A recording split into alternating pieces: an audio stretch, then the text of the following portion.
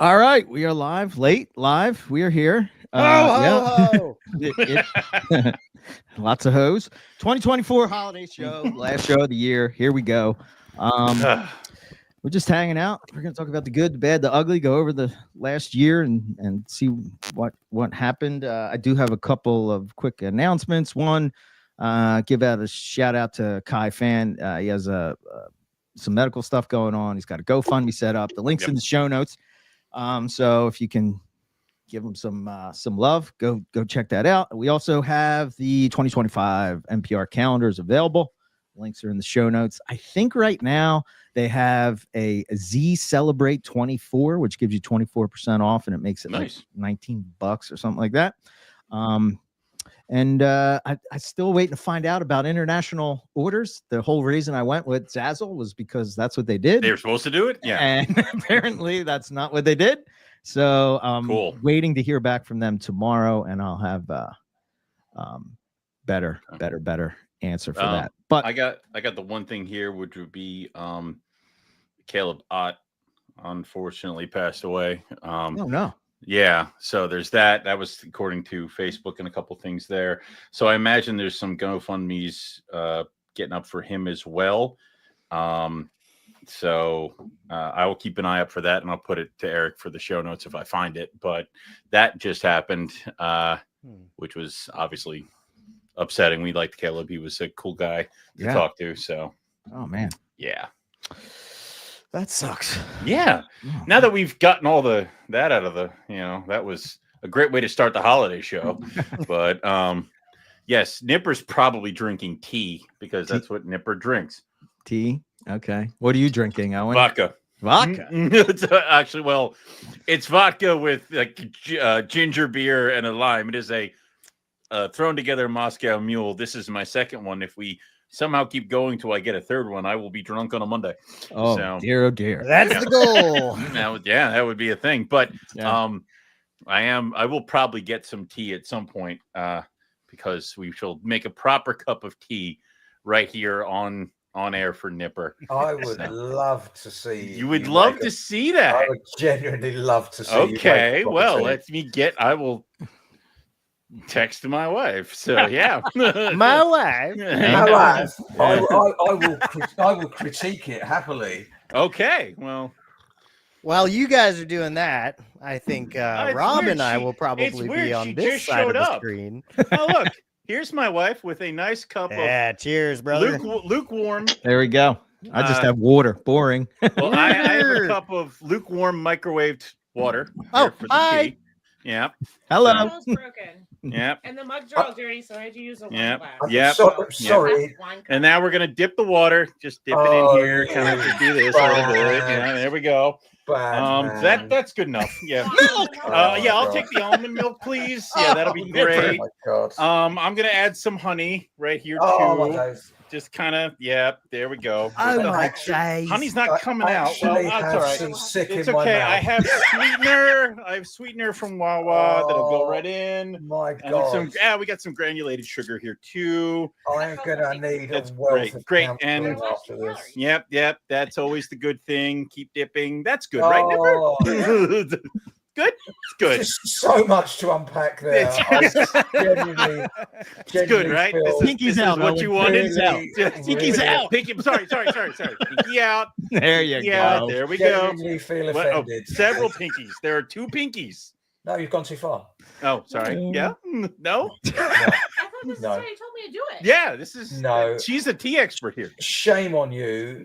Shame on you. I don't know what you said. No, it's not good. It's so not good. A lot of shaming, a lot of bearing in mind what I do for a living, that was one of the most horrific things I've ever seen. Okay. Well, I'm going to put this over here to enjoy when it gets to when it gets to a nice room temperature. That's when we'll enjoy it, as all tea should be enjoyed. If Scott Iper had seen that, he'd have blown a kidney out of his ass. I mean, my worry is that Scott Iper will be coming for me. Honestly. I'm going to get an email from him later. So, oh my days. Yep. That was horrific. Oh, the honey's finally coming out now. What was that, Lipton? I mean, it was. Oh no, it was. It was Wawa Earl Grey. Oh tea. my goodness! Nice Wawa Earl Grey, a fine vintage. Lipton is the hoser of teas. Oh no! It's sweet and low all over my desk here because that happened. But Excellent. There we go. Now that's how to make a proper cup of tea according to Nipper. I'm just speechless now, to be honest. Well, we'll start with Nipper's first. Didn't have a grievance. Just if I'm not number one now, I don't know what I've been doing. I'm genuinely speechless. That was just horrendous. Oh man. The only thing I can say is the amount of research that must have gone into how not to make a cup of tea was actually impressive. Well, I just literally asked my wife, I'm like, how do you do it wrong? And she's like, what the hell do you mean? All the ways, like the opposite. She nailed it. 100%. Yeah. Probably microwaved the water too. It is. It is not warm at all. Oh man, you microwave the water too? Yeah, it was almond milk too. It wasn't even like milk. It was. Was it fucking worth it for the bit, Owen? Was it? Yes, 110%. Ask me after Nipper gets a hold of me if it was worth it. Yeah. Right now, totally worth it. Then Lucas looks like he's drinking a cup of urine, and I'd still rather drink that. American urine. We've got socks and sandals. Socks and sandals. All right. Delicious foggy IPA from Humble Sea Brewing Company out of my alma mater, Santa Cruz. Nice.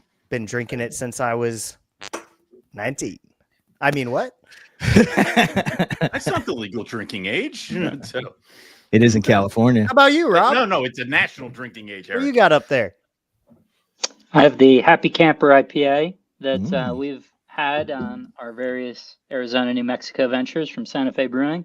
Very good. You recognize this? So I do. Absolutely. Yeah. Very nice. Okay. Cheers. Yeah. Cheers. Happy holidays. Happy end of the year that it's over. We made it somehow. Yeah. I think Eric just barely in the sense that I haven't spoken to you since we got back from Australia. I know. You've been quiet, and I imagine that's just because work is just you walk in, they punch you in the face, and then it cross some turkeys on Thanksgiving. Downhill from there. Dodge bullets in the parking lot. Yeah. It's been good. Yep.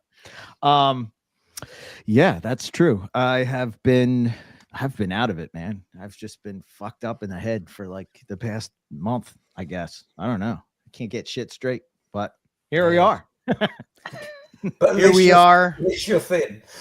Huh? Yeah. At least you're. The good thing is all this stress has been like taking away your weight. Yeah. I will tell you, depression's better than Ozempic.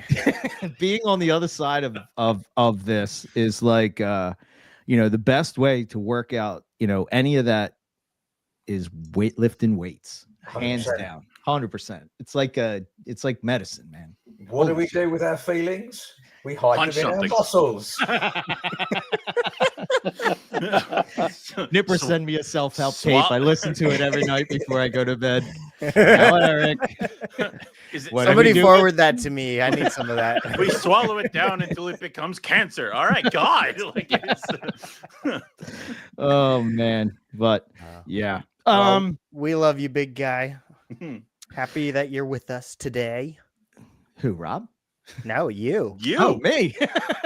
Oh yeah. Well, I'm happy I'm here too. But should we start with the airing of grievances? I don't really have any grievances this year. I don't know if you guys do. I really don't. I know Nipper.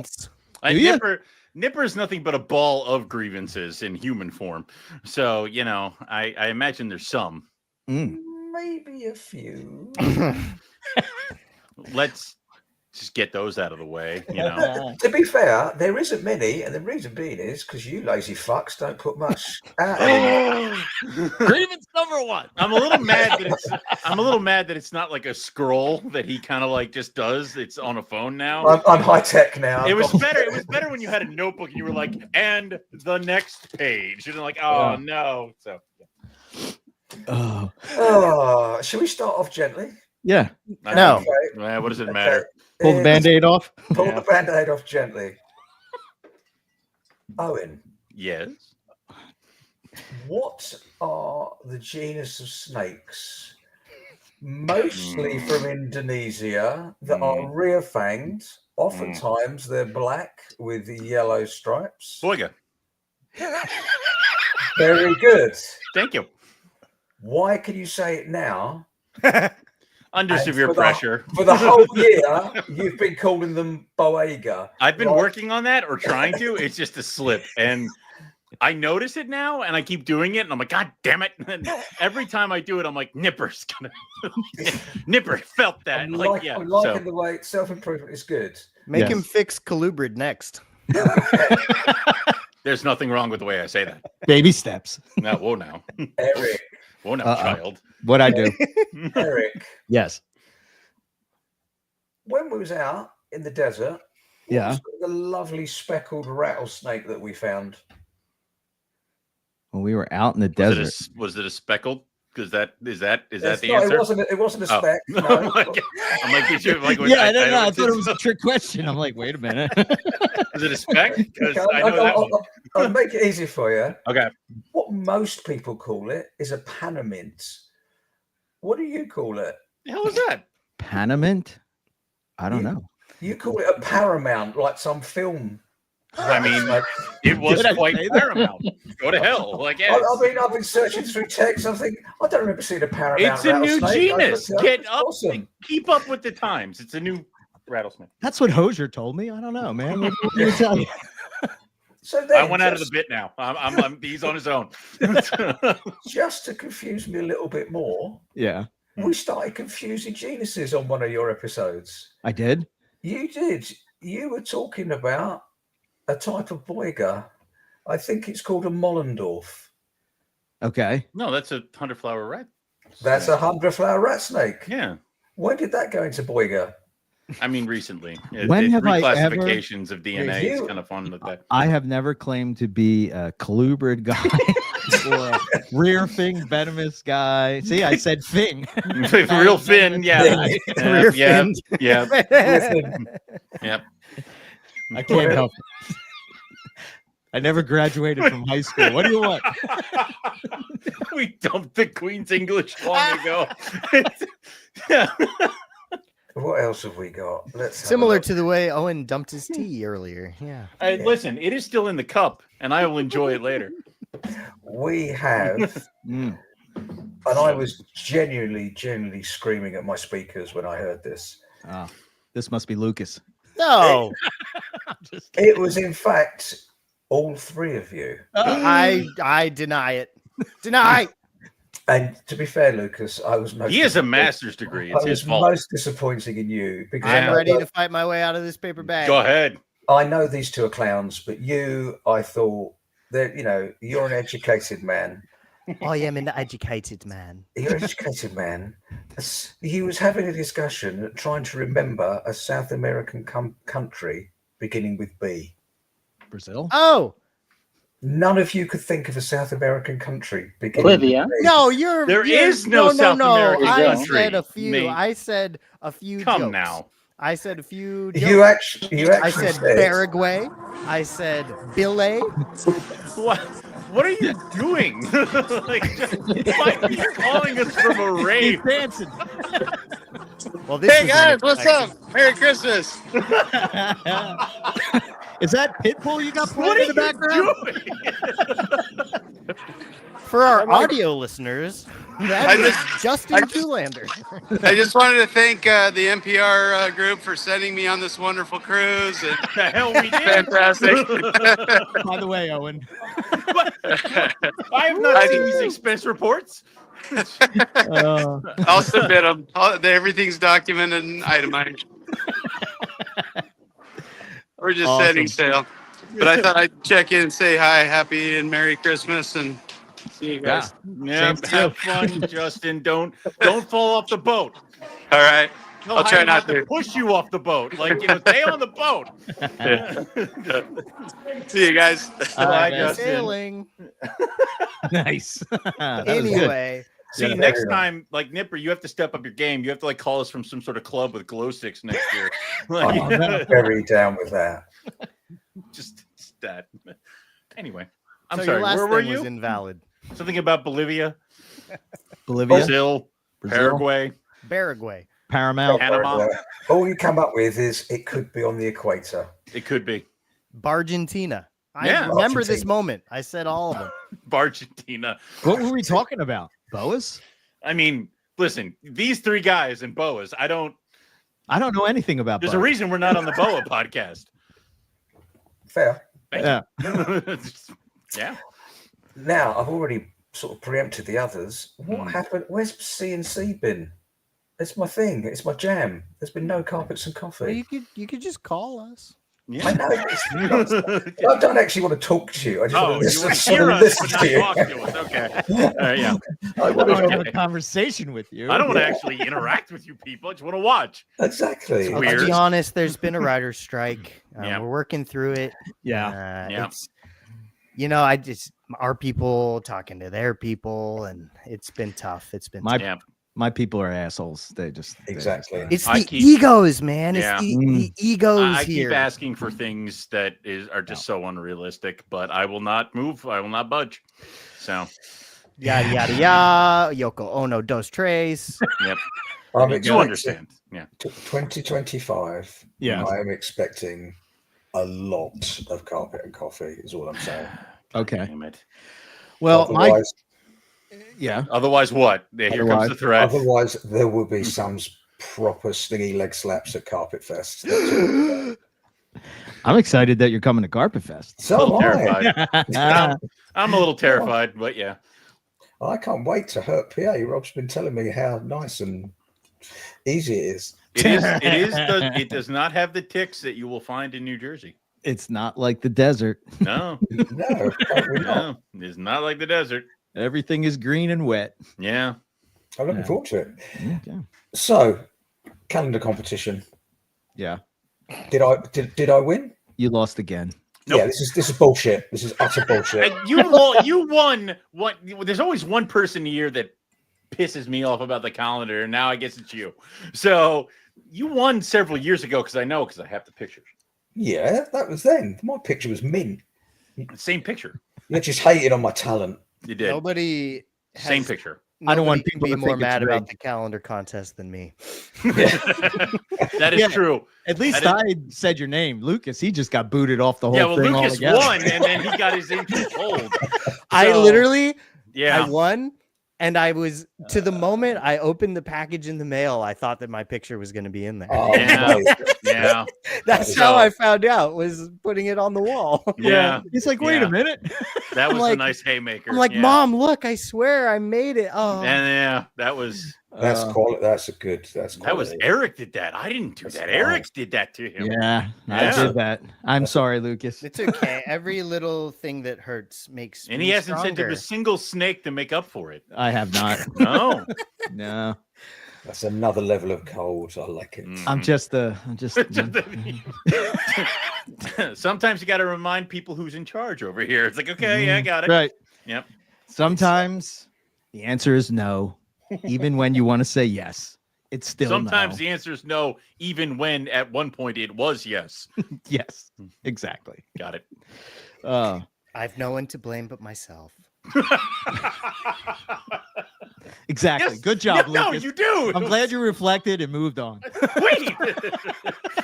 You do. It was him. But all right, You will never get mind. 2 Diamond Pythons reparation package in the mail, hopefully in There we go. August. So that's a good idea. We'll have a new calendar, Deal. which is 12 months of Nipper holding various snakes looking serious at the camera. Will I be For- naked? Of course. Why would we not? Just careful where you put the staples. Then This has gone off the rails rather quickly. my final grievance, There you go. which is the most serious grievance. And what the hell did Did you Rob do? do this one? No, well, actually, I have got a kind of grievance with Rob. Okay. was the herping too easy yet too hard at the same time again? No, Rob just took me to the bottom of the Grand Canyon and back. You That's my- chose to go with him. I don't. You know, with Rob, you don't have a choice with Rob. Yes, Nope. you do. You I don't. tell Rob no all the time. You do and not. it's Well, upsetting. you do have a I choice. sit in my chair and then you guys go. This is the choice. Yeah, Live, you go went or not you go, chose. or No, live you get or it. die. Yeah. He gets in your head. He gets in your head. He uses Jedi mind shit against Yeah. you. Yeah. Jedi mind shit? Is that what you said? Yeah, it is. That is a technical term according to canon. So I'm going to tell you a story about at the bottom of the Grand Canyon. Nipper, Justin, Dustin, and Rob gathered me in a circle and said, we're at the bottom and need to go to the top. So you can't have any whiny bitch moves that you usually do. Yeah. Put on your big boy shoes, get up to the top. Yeah. How'd it go? I made it to the top. Yeah, you lived. I mean, Yeah. you know. Yeah. But that's usually how the Rob trip goes. I'm just kidding. It's like, you're going into something it's like, I think it's like the less we talk about a spot, the harder it's going to be. Yeah, Rob's You know what I burying the mean? lead. It's like- Yeah. It's like, we want to. My other grievance.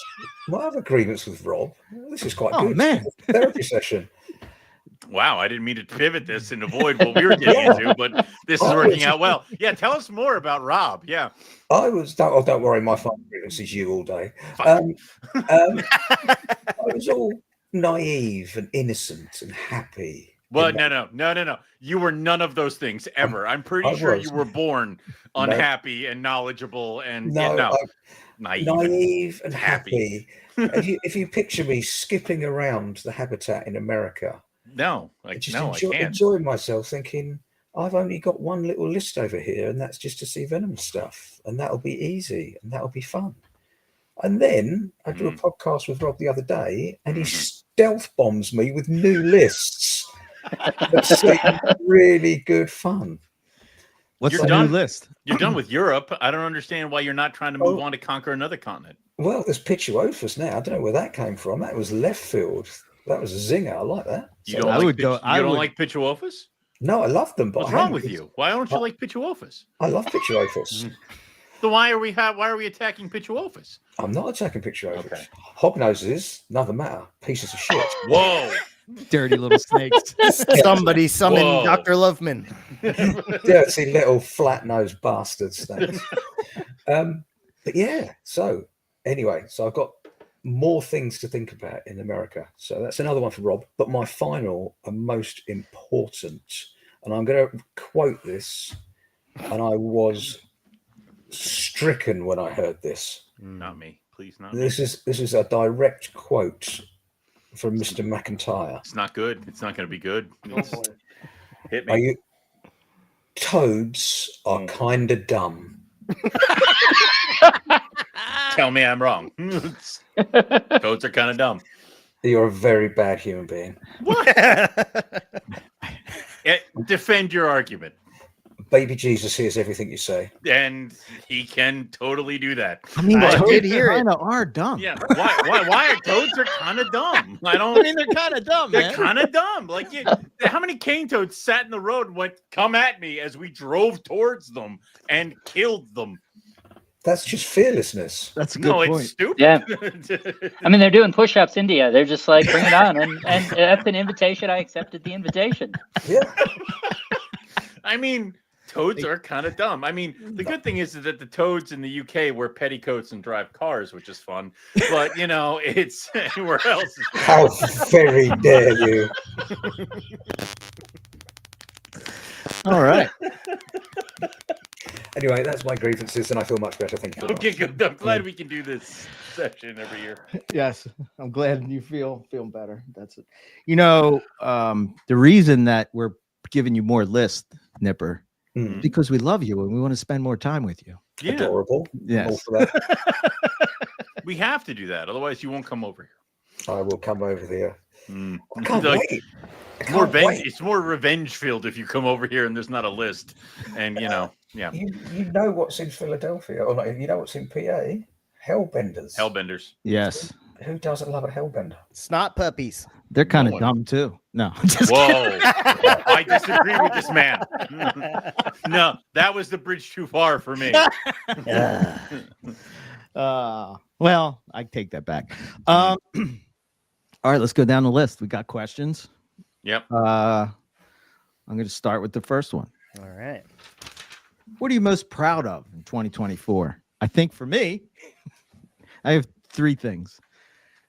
The two podcasts that I thought were awesome. One was Dale Donardo talking about eggs. Hey, that's a different question. That is a different No, question. I know. But I was happy. But it's the most proud of. It's happy. I'm happy that we talked to him. Yeah. That episode to me was something that I'm proud of. Yeah. And then Gavin Bedford, to have him actually on the podcast was awesome. And then making it up out of the Grand Canyon. Not dying. Okay, yeah. It's Surviving. Yeah. Yes. Yep. Owen? Completing another project. Got to tick off Vietnamese Blue Beauties. Okay. Yeah. All right. I'll go. That's it. Rob? As ever, flying by the seat of my pants on this. I think just our trips generally, the success we've had, the continued growth, the great times we had together. I mean, honestly, those are the things that I always think about, especially at this point. It's not captive stuff. It's just sort of shifting memory to memory to memory of all the different things. I think we had a great year, and I think we're going to hit it hard next year. Yeah. Yep. 100%. Lucas? Yeah, I think I'm similar to Rob, just kind of most proud of my village, kind of the relationships in this whole thing and the community that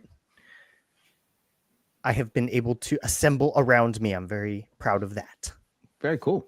That's a good answer. I like it. Nipper? Proud is a funny word for an English person. I'm bloody proud of my team. We don't really do proud. Everything's for king and country. Yeah. What made you most happy in 2024? I will echo what Lucas said, and I am blessed to have so many people around the globe that I can spend time with that just inspire me. So that is one thing.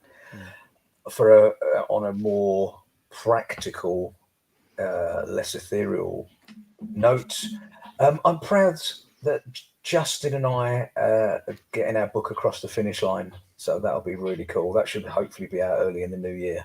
Nice. So it's nice. It was an absolute joy working with Justin. He's so knowledgeable, and to see a project. You wrote a book with Justin? Yeah. Which one? Ball Python book, or is it about toads? The Zoolander one? Does it have pictures? The Zoolander one, yeah. Pop-up pictures? You son of a bitch. Is that why he's not working on my book with Justin? It's called The Joy of Hognoses. No, it's it's a field guide. So yeah. Okay. You know this. I know nothing. But I'm very excited. Yeah. It's got some cracking pictures because most of the people, or a lot of the people on the screen, have popped pictures in there. So. Not me. No. Not me either. No. I've been adjacent Not to a lot probably of the people. Two of the people. Yeah. Well, yeah. Well, I've been nearby as the pictures were taken. I served as a headlamp for several of the pictures, probably. Yes. So, yeah. Yes. Okay. It's definitely a good one to be proud of. Excited to see that. Heck yeah. I mean, well, we won't get into that now. Please get into it. How did you guys even hook up with that? Was it just like when we were herping in Utah? You're like, oh, we should make it. I know Justin loves Utah. I was, I've been fortunate enough to pop over with you guys, and Rob organizes lovely trips, and Utah. Wait, Scott heard about the tea. Either Scott or Ty. One of them heard about the tea. Oh, no. For us, Owen. Sorry, go ahead. This is not good. This was fine when it was just Nipper, but oh no. Ty? Oh, dear, oh dear. Oh, God. You're in trouble now. You are in trouble. That's a tag team from hell. No, I was just personally really inspired by Utah. It's an amazing place to see, let alone herp. And the herp has got some incredible herps there. And I was chatting to Justin, and before I flew out, I tried to buy a field guide, and there is no field guide to the Utah Really? reptile. No. So I said, well, why don't we do one?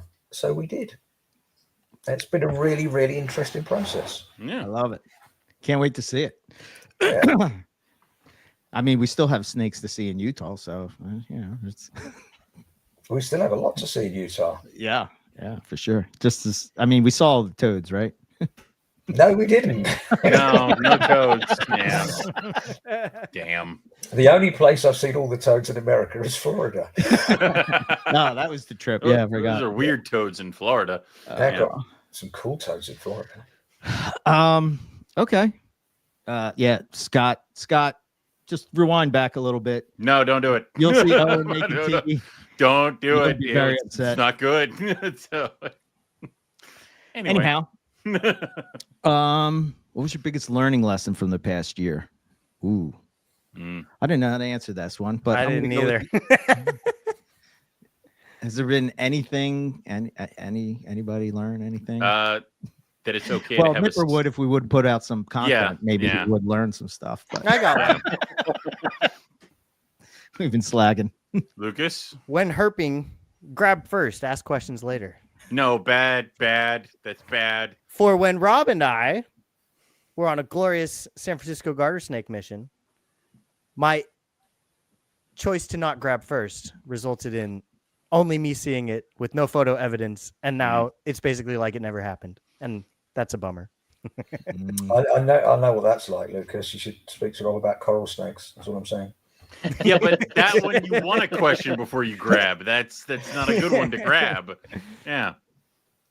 Yeah, one is practical results. The well, I suppose they're both practical results depending on the context. But Yeah. yeah, for sure, absolutely. It's been a long year, man. Yeah, I know that feels like many years ago, doesn't it? Yeah. yeah, absolutely. I would say a lesson learned is just a reminder more so than an initial lesson of the capacity of the human body and spirit.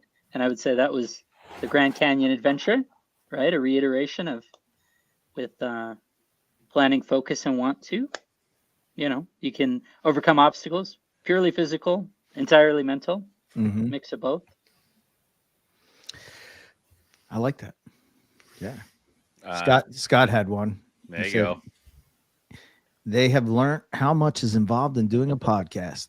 I have now found a new appreciation for how much is involved. Yes. Yeah. And Eric does it all. I'm literally just here. So That's how good you are. yeah, I Owen.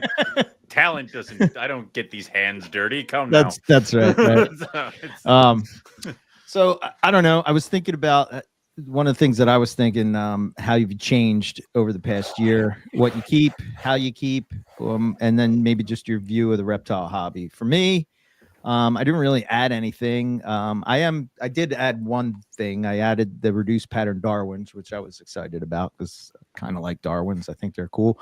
I always like them. I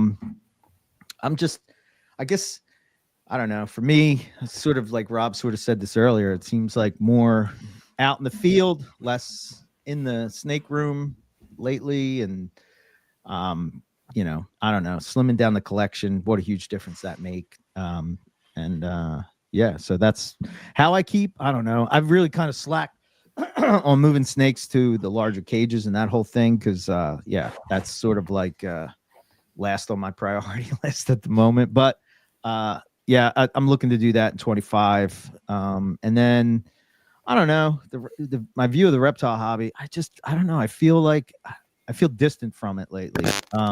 Could be me, could be just the state of mind. But yeah, I don't know.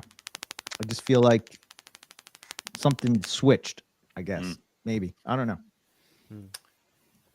so Sorry, you Owen. did like 4 questions at once. Like I don't understand why you did that. Like it was all right, fine. Anyway, It's a series. well, you also skipped me for the other thing because I asked if you know, anybody had anything. I You said had no. the biggest lesson. It's okay to have a slim year, which is what I had with only like 100. What the fuck are you talking about? Shut up. We're moving on. Next, I have to do the bullet points now. So, what do you keep? Stuff. We don't need to get into what that. has changed? What has changed in You my got collection? bit by a venomous snake this year. I mean, I didn't a lot get of well, I mean, if you want to do that, You got some really cool scrubs. I did.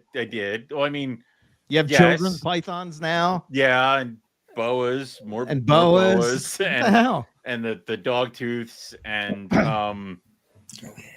yeah, not much. Not much has changed. It wasn't that bad. Savus again. Yeah, actually, a lot has changed, but no, it's neither here nor there. And then how I keep is I've started just adding stuff into cages, shelves, perches, ceiling hides, stuff like that. More stuff. And then with the reptile hobby, it's the same pit of, it's a joy. It's a wonderful place. So, yeah. Yeah, it's quicker to list what he doesn't have. That's true, Robert. I think it might be. No. I don't know with you, man. Rob, anything for you? How have you changed over the past year? I don't know. I think I'm going to be in the same sort of mood the whole time. I think I think we've all, certainly I know I've gotten better at planning trips, ideation around trips, effectuating and being where I want to be for those trips, and hopefully just ever evolving and pushing forward and continuing to develop and learn. So yeah, I really do think it's been great. Nice. Okay. Oh, Lucas, he's ready. I knew you wouldn't disappoint me. How have you changed over the past year? First thing. Page 1. Oh, God damn it. More chondros, less lake garter snakes. Yeah. And a grand return to things with legs, both Enodatria and geckos. Okay. What have I changed in terms of how I keep? I would say that this year I took the food cycling a lot more seriously, and the way that I was weighting that by the seasons, I think that I did that a lot more heavily in terms of boom periods and bust periods. Other than that, I'd say it's all been about the same. Okay. And view the reptile hobby, honestly, I feel similarly to you, Eric. I think probably just a little disappointed on average, but embracing the good parts and the chosen family and finding joy in the animals. So there you go. Said much better than me. Very well. Good job. Why we pay him the big bucks. Nipper, how about you? Hey? No, cut up next. Shut up, I misspoke. There's a lot of expansive questions there. For me, one of the biggest things, what have I changed, is I'm keeping what I want to keep, not what people are telling me I should be keeping. Some of the stuff I keep now is, air quotes, desperately common, but I'm really enjoying keeping it rather than keeping what is either going to make me a lot of money or what is trendy at that particular time. What's desperately common? What am I keeping that's desperately common? Sanzinia. What? Wait a minute. Desperately common. He's so upbeat, you can't even imagine what it would be. I've got What's the smallest amount of money I can think of? $1,000. I'm keeping Cali Kings. That's not desperately common, especially if you start off with Sanzinia. Like now. Just several Owen Pelly Python. It's really desperately common. Okay. Mangroves. I'm keeping mangroves. No. Okay. You should have stuck with Cali Kings. Should have started with Cali Kings and ended with Cali Kings. I have Nelson's milk snakes. Better, but still. Yeah. No. Mexican black king snakes. She told me ball pythons, I'd say, were desperately, common. Commoner than the things that I would normally keep. Put it like that. You say commoner? I did say commoner. That is a word. Is it? Is it? In the King's English? Yeah. For most people, I would have said nothing, but for you, sir, it's more common. Fair enough. I'll take that. Someone write that down. Bear in mind, it's about 1 o'clock in the morning where I am, and I've been at work today. Okay. So, put your feelings in your muscles and shut up. Exactly. Correct. Good. That was a test. You passed. I passed. That's good. But now, generally now, when I go into the building, everything I look at just it just gives me a little makes me grin, because it's something that I'm really interested in, rather than something which is, oh, I'll do this project because that's what everybody's doing, or I'll do this because it's super rare or whatever. Don't get me wrong, I've still got some unusual bits and bobs, but they're all things that I'm really interested in now. So that's been good. I've completely changed in terms of, now I'm probably 50% snakes, 50% geckos, which is different because the bulk of it used to be snakes. I'm, loving the geckos at the minute. Amen, brother. I bought a ton of Leachianus, locality Leachianus. Again, reasonably common, but just bring me. I don't know what the prices are like in the States. Higher. Expensive over here. If you've been like, I bought a ton of locality and color specific crested geckos, I'd be like, yeah, okay, common. Yeah. But no. No, Sorry. okay. Yeah. And I won't bore the arse off people here, but I am so fascinated by New Caledonia. So I've been getting a lot of the New Caledonia species, which has been good. My puppy's just having a little dream in the corner. Can you hear him? Oh, I thought that was Owen's wife laughing at you. I mean, no. No, she's doing that downstairs at all of us because I requested another drink. And your dog sounds very human. Maybe that's just my audio. that is my terrifying pit bull having a little dream. Vicious killer that it is. Vicious killer pit bull that's curled up under a blanket having a little dream. And the other thing, I completely agree with Eric. This year particularly, I've slimmed down to what I want to keep, which has freed up so much more time to go herping. What is this slimming down that people are doing or talking? What is slimming? I hear just trust me, I'm going to sound like a real old fuck now, because I am a real old fuck. Me too. Okay. You will get there. Never. Yes. You will. Never. Oh, and you will. Never. I need an airplane hanger. No, I used to be like that when I was into venomous. I used to have so much stuff. There will come a point where going outside and seeing stuff just trips over your desire. First off, I don't leave. This is my prison that I live in. I work here. I sleep here. I sometimes never leave here. So it's fine. We've all been through that, but you will come to a point where you want to be outdoors more than with your collection. Trust me. Is it fair to say, Owen, that you're keeping? I think you do keep what you want to keep. It's just you want to keep a lot. There's that problem. Yeah. Yep. Yeah. Okay. So it's not like you're buying shit to, I there tend are a few things to throw on a table or whatever. There are, but then there's also if I don't, it's not like I'm trying to figure out what side of the room I want to have for certain things that I think will sell better. It's projects present themselves, but there's the main core things that I enjoy. But yeah, you're right. I have too many interests. It's the problem. Yeah. That's okay. I can relate to that. Yeah. See, when you get old, you just don't have the energy to do that anymore. Yeah. And you'd rather expend that energy out in the field than shoveling shit. That's why the dishwasher is a thing. Yeah. So. Well, you should have talked about that. What the hell, man? You said, "What are it's you on doing here new?" somewhere? You're like, right? Nothing. I don't. Right? Do Yeah. new. Okay. Right. Yes. I got a dishwasher. I got a small robot slave to do my work for me. So yeah. He's embraced AI already. I put googly eyes on it so I can look it in the eye. You can't call him that. And here we are. Okay. Anyway, sorry, Nipper. Do you have any thoughts on the reptile hobby? It's all very strange in the UK at the moment. Yeah. How so? Because over the last year, because we left Europe, the laws have changed really stringently. Since Brexit. Since Brexit. So should have just gotten an intern. It never works out. Yeah.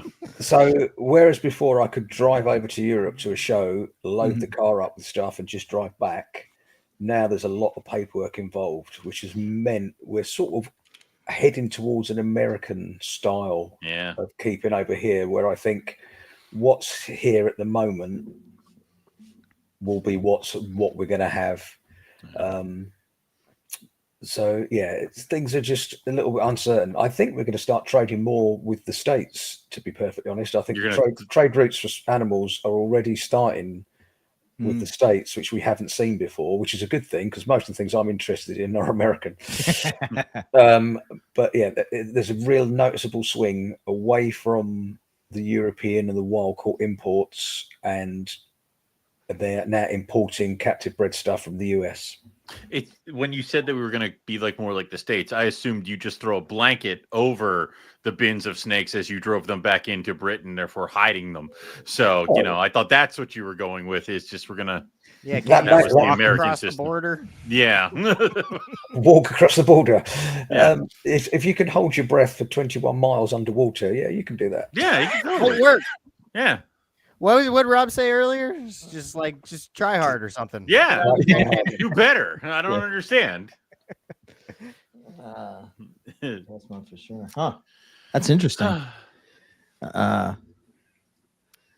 We're already feeling people were interested in doing it. Yeah. Okay. That's cool. There used to be. Who's accommodating that?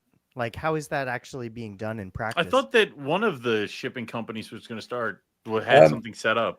Yeah, well, there's a couple of people. There used to be a couple of main people. Or trying to think what they were called. One was a Canadian company, Dutch Dragon Imports or something like that. I think it might be called. Mm-hmm. But now there's a company called Red Reptiles. I don't know if you've heard of that, and they are doing direct imports and exports to the States. I'll send you something, Nipper. Lovely. I'll send you something. I got Cali Kings up the wazoo. Just the Avadora. You want Oakland Hills locality? Yeah, we'll talk about garter snakes later. Oh. Yes. Okay. Is that another thing you're going down, Nipper? Garter snakes? Something I'm interested they're great. You should. They are great. They are cool. Yeah. Okay. All right. Let's talk about what were the top 3 highlights over the past year. For me, Australia trip, great group of people. Rob, Keith, Teresa, Justin, Gavin was there too, hanging out with us for a bit. We had what was her name? What was the girl's name at McGuck? Yeah, McGuck. Oh gosh. Carolyn? No, Carol. No. Jody O. Jody O. Yes. Jody O. Hanging out with Jody O. Keith was telling me that the Euro team. The Euro team. Yeah, we were in competition with European team. Yeah. I forgot about them. Yeah. But real quick, I'm sure he's mentioned it to you too, Rob, but Keith was telling me that he was talking this, I think it was maybe, I'm assuming it was whoever was, maybe it was Jordan, maybe, I don't know. But he said in McGook, like maybe a month after we were gone, the whole place was filled up with saltwater crocs. Yeah, no, it definitely does. Yeah, absolutely. That's wild. That's crazy. You're just like, oh shit. So anyway, seeing OPs on eggs, handling them, adults, juveniles, babies, for Gavin to sort of let us come in and see that was pretty epic. I guess the other one I would say was the Utah trip. I really like that place a lot, as we've said earlier. I thought that was a great trip, and getting closer to seeing all the rattlesnakes of the U.S. I think I'm at 21. What is there? 27. 27 forms in Crotalus by my take. 34 rattlesnakes total. Okay. I think I'm at 8.5. Okay, half. You only saw the rattle. What did you say? I don't know. It's I have to go through the point system again, but it's like 8.5. Yeah. But yeah, that's pretty cool. I mean, we've talked about this a million times. That didn't start out as anything other than like, we can't go to Australia, so we have to do something else. So it just makes it easier to have a target. And now it's getting close to that. Rob, you're almost finished, right? What do you got? Like 3 left, I think. Of the Crotalus, and then more than that of the Cistris. I guess I would have 2 of the 7 as I would count them. Right. Promise you'll take Nipper when you have to go to like drug cartel territory to look for that last one. I mean, Oh well, we've already got it planned out. All right, I'm just saying it's Yeah. But yeah, that was my 3 big takeaways. 2 trips, and well, actually, they were all trips. so yes, so correct. Trippy. Yeah. Owen? Isn't that interesting? Mm. All right. I actually looked back and found out that the Eastern Diamondback trip was in October, right? Yeah, no, it was in February. Yeah. Yeah, so that counts. So No, we were there in October. You guys went. We went in February, so we did that, which was cool. It was good to do that trip, which was just kind of fun hanging out with that. And then the second one would be that I did manage to complete the Liasis complex here, so I have them all. Very good. Therefore, I am all powerful. So. And then the other thing would be the other highlight would be I got Hog Islands, which is furthering my boa addiction. So you're screwed, dude. I am. Something's wrong with me. I don't know why. I keep crying out for help, but none of you are helping. You should come down with me and help me. We'll go to Matt's. We'll go sex the short tails. I don't want to see his. And he's you got can those see, other ones. yeah. No, I don't want to see those. I don't want to see them. The Sri Lankans. He's got roughies as well, and that'll always do it. So yeah, it's one of those things. But yeah, that was my 3 highlights. So one trip to 2 animals. Collection things. So there you go. See, there's the difference. How about you, Rob? I think surprisingly enough, I still, as painful as it is, our time in New Jersey, so that little Eastern hognose, that was beautiful. You spotting it, and highlighting the point of the thing, right? Which is saying like, okay, are you trying to look in the bushes, or are you just looking straight where you're putting your feet, and that wound up making all the difference in that, so you had effectuated that there. And I think really it speaks to, it's the effort of the thing and trying to do it and, and pursuing it. And so that's why even, the next day we get covered in chigger bites. It's a lot. Hey, the memory lingers, right? Yes. The itching. The gifts that keeps on giving. Yes. Absolutely. Reminds me of the Tom Petty song, right? Her memory still lingers because I burned all my fingers. There's some aspect to that, but it really, in terms of the physicality and the effort of the thing, that actually, I had a lot of fun with that. Maybe it's certainly type B or type 2 fun, but for sure, the Utah trip, the Grand Canyon, that being a year delayed, at least relative to that piece with the trail falling apart and all that. But I mean, it doesn't get any better than that. A mountain king snake and an abyssus. Yeah. Be it a thing or not, it's certainly a form. And talk about an epic story. That's the sort of thing. So sometimes it's difficult to convey to people that aren't interested, don't have our shared common interest in sort of either the level of difficulty of the task or the level of achievement at accomplishing a task, whatever it is. That one does a ton of work in terms of anyone, whether they're interested in reptiles or not, can appreciate the challenge and satisfaction that comes with that. So I think there's a ton to be said about that. And honestly, Owen, our trip to Florida, you and I in February, that quick little trip, that was great. And it was great being out there with KJ the first day and Billy Hunt the second day. Yeah. That was really good. I had a great time. And then at the 11th hour to pull one, and one that certainly, I think it's funny, right? Because that population, I think, is really under strain.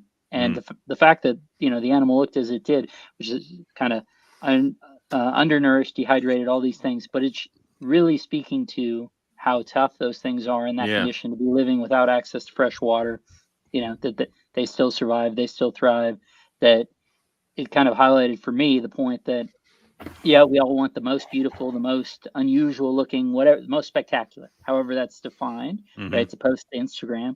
But in reality, getting to experience the satisfaction of that with that animal that fully embodied the difficulty and challenge that they go through, truly amazing. Yeah, it looked like a deflated bike tire, but it was like, yes, but yeah, And it was weird is I think like a week later, somebody sent a picture of like this gorgeous full-bodied one laying out on the dunes. And I'm like, Rob was right there talking to Eric about a plane ticket. Like it was, yeah. So. And that's herping too, right? Yeah. Yeah. But hell yeah. You know, so much of this is just putting yourself in the opportunity, giving it a go, you know, and trying. And there's so much planning we can do, only so much we can do. Yeah. 6 months, 9 months, a year. Hey, talk to Dustin about that, right? In advance, in terms of setting the dates and figuring out what works, and then changing the dates on them. But yeah, that's all right. Yeah. And shoot, I'll throw in the fourth. That Lepidus with Phil was a ton of fun too. I mean, we didn't see necessarily, you know, that place has a ton of area, a ton of different things that we can do, but to get that one, the satisfaction of getting that one, and in that circumstance, in a difficult spot, and having it be so serendipitous that it's just you pick an arbitrary spot. Oh, okay. You know, Phil reminds me of I had received a piece of advice. I told Phil, he reminded me of it. Arbitrarily, let's go up this spot. And sure enough, you know, essentially I chested into the thing. Mm-hmm. You know, truly serendipitous, being out there doing the thing and getting paid off for it.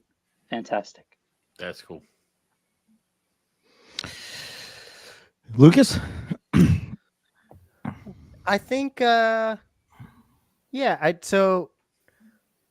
top 3 highlights. I'd say, you know, my good buddy Alex producing our Strophaurus this year was really a big one for me. The golden tail geckos, that made me really happy.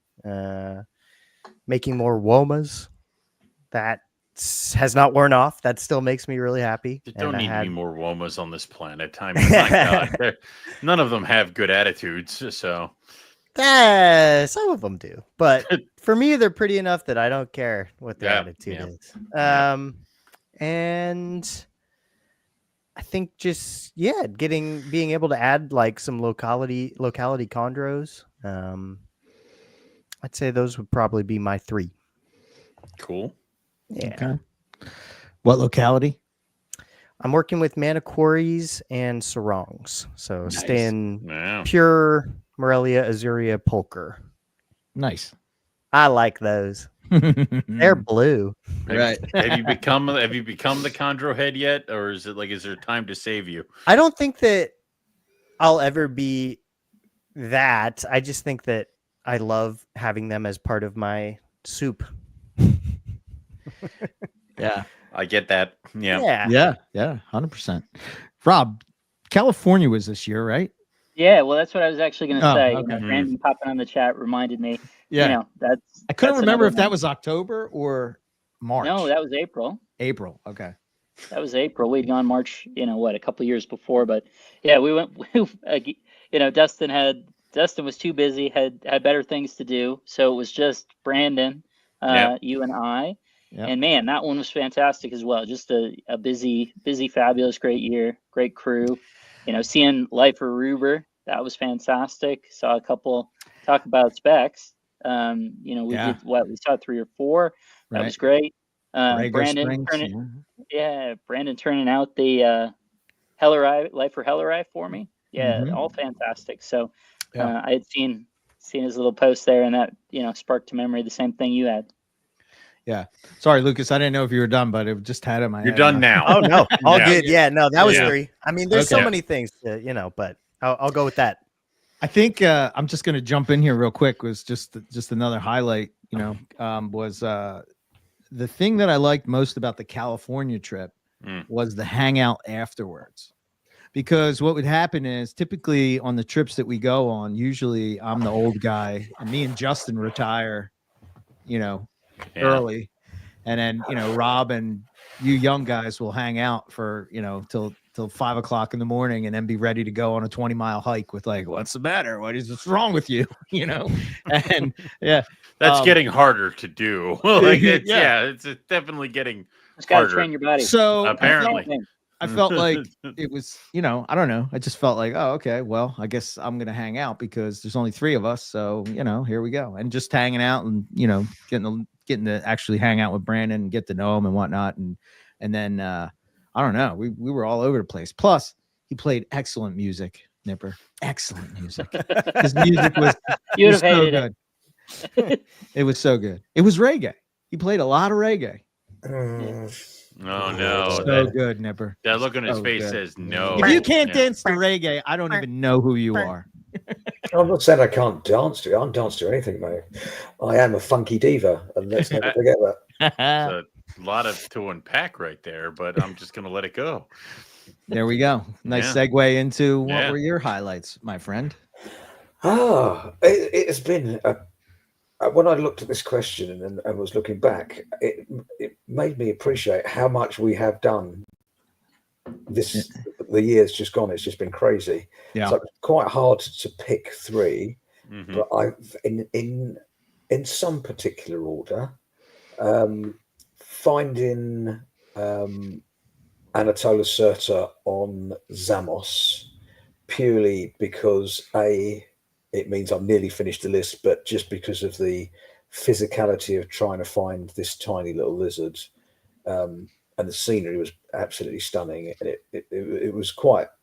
It's known to be one of the harder lizards to find in Europe, and to achieve that with no real information and just off my research and looking at suitable habitat and finding quite a few, whereas most people only find one. We found 7, so that was Nice. that was really cool.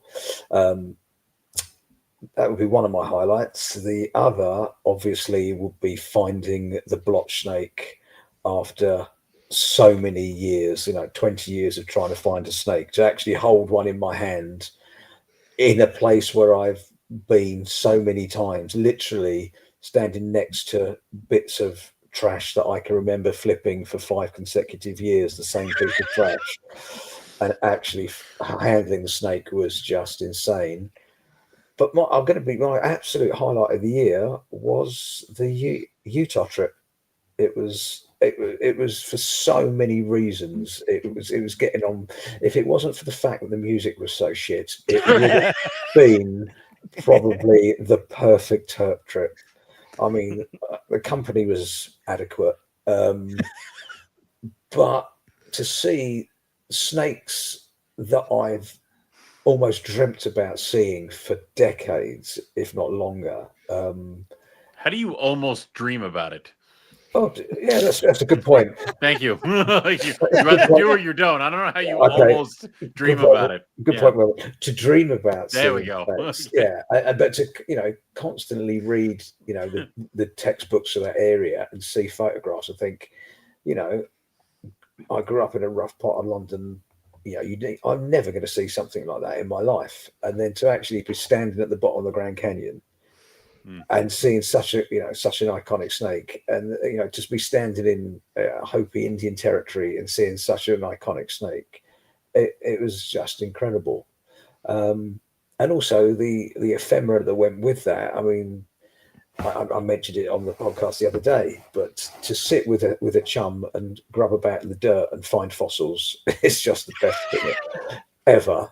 It's not everybody's cup of tea, but for me that was incredible to see the Indian relics, and the Indian, can't think what the name is now, the cave paintings for the Indians. What are they called? Petroglyphs and pictographs, depending if they're packed or painted. Yeah. Pictures, they're called. Pictures. Those, and to see that and all the history and the scenery, it was just, and the food was excellent as well. It was all just really, it was just perfect. I'm really struggling to see how Rob can top that. I mean, yeah. What are you going to do? Yeah. But no, that for me was probably the highlight of the year. Well, definitely the highlight of the year for me. You're gonna be disappointed by the food in Pennsylvania. It's really just cheesesteak, and that's about it. I mean, we can try to get you some Amish food, but that's just a lot of. Okay. Yeah. As long as the tea's all right, I'll be fine. I mean, I will make sure that you have you a fresh will cup of not tea be every day. Nipper, fear not. I will take care of the tea situation. Yeah. I am being a coffee guy. I understand. I'm learning. I'm gonna have a thermos for you every day, full of piping lukewarm tea. It's all right. Rob will That's what we'll do with him when it comes to tea. What just happened? Rob will be there, and he's practically English. Yeah, I mean he is. Yeah, he's got English DNA. Right. Absolutely. One additional point out of that Utah trip that, jumps to mind. Because to me, so often, right? And it's not always, it's often the animals, but there'll be singular sort of moments of clarity or celebration or that commonality. And the only thing that would have made it better, Nipper, is if you had participated. But Eric will remember when driving off after the disputed con color that first night, right? That sequence, as we were driving to the accommodation, somehow the mood had just struck that Glycerine by Bush had come on, and everyone was singing along, except Nipper was sitting there raging at all of us. And I will think, I do think of that moment, just in terms as a pure expression of joy and moment together, and that's really the special. Yeah. I mean, I forgot about that. I like when we do these things and then you those little memories that you sort of forgot pops back in your mind because somebody else, it's like the highlight for them, that's awesome. When Eric gets tired, you can literally rejuvenate him with music. And I've seen it happen where he gets far too excited because of the music that's on. And then you just kind of unleash him out on the wilderness and he runs at the snakes. So, dude, I've been playing my guitar so much. Nice. So much. All the time. Yes. Well, and Owen, to that point, there was so this was not the most recent Australia trip, but the one before. Right. We were in central eastern Queensland, and Eric was driving, and he was failing to pass this car, some jaunty rig that, had some problematic trailer and all this stuff. And we're kind of on these curvy mountain roads. Yeah. But, I'm just sitting right behind him, just trying imaginary, stomping on the gas that doesn't exist. And I was like, I know what I need to do. I just need to play some Achilles' Last Stand and get him in the right frame of mind to actuate this. You're like, no. Sure enough, it worked. We need you pumped up. Let's just go ahead and put in the new one. Yeah. You start doing a pre-pump show about listening to some Kickstart My Heart. Absolutely. Yeah. Yep. There we go. Okay. Looks like we've had a good year. It's been a good year for a lot of that stuff. So what gave you the shot of passion this year? Or what burnt you out this year? Let's start with you, Owen. That we flip sides. All right. Well, the shot of passion was definitely going out and doing something. Carpet Fest definitely helped. But I was kind of burnt out a little bit this year, just by, and I won't even say it was the volume of snakes and doing stuff. It was more along the lines of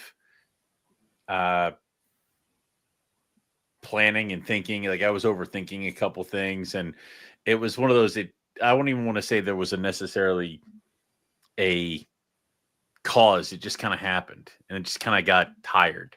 And I just kind of went but you got to drag yourself down to the snake room and do what you got to do. So that definitely happened a couple times, but I can't think of a pure, a one thing that caused that. So that did happen, but Carpet Fest definitely was the rejuvenator because it was good to have everybody back in it again. It was fun to have it going, and we've kind of stripped down Carpet Fest where it's not like I have to run around now and deal with an auction. It's it was just the hangout and just the fun and just the kind of plug in, and then herping out with Robert and his family out in PA was something else that just kind of, sometimes you just need to get out and be out there, even if you find nothing.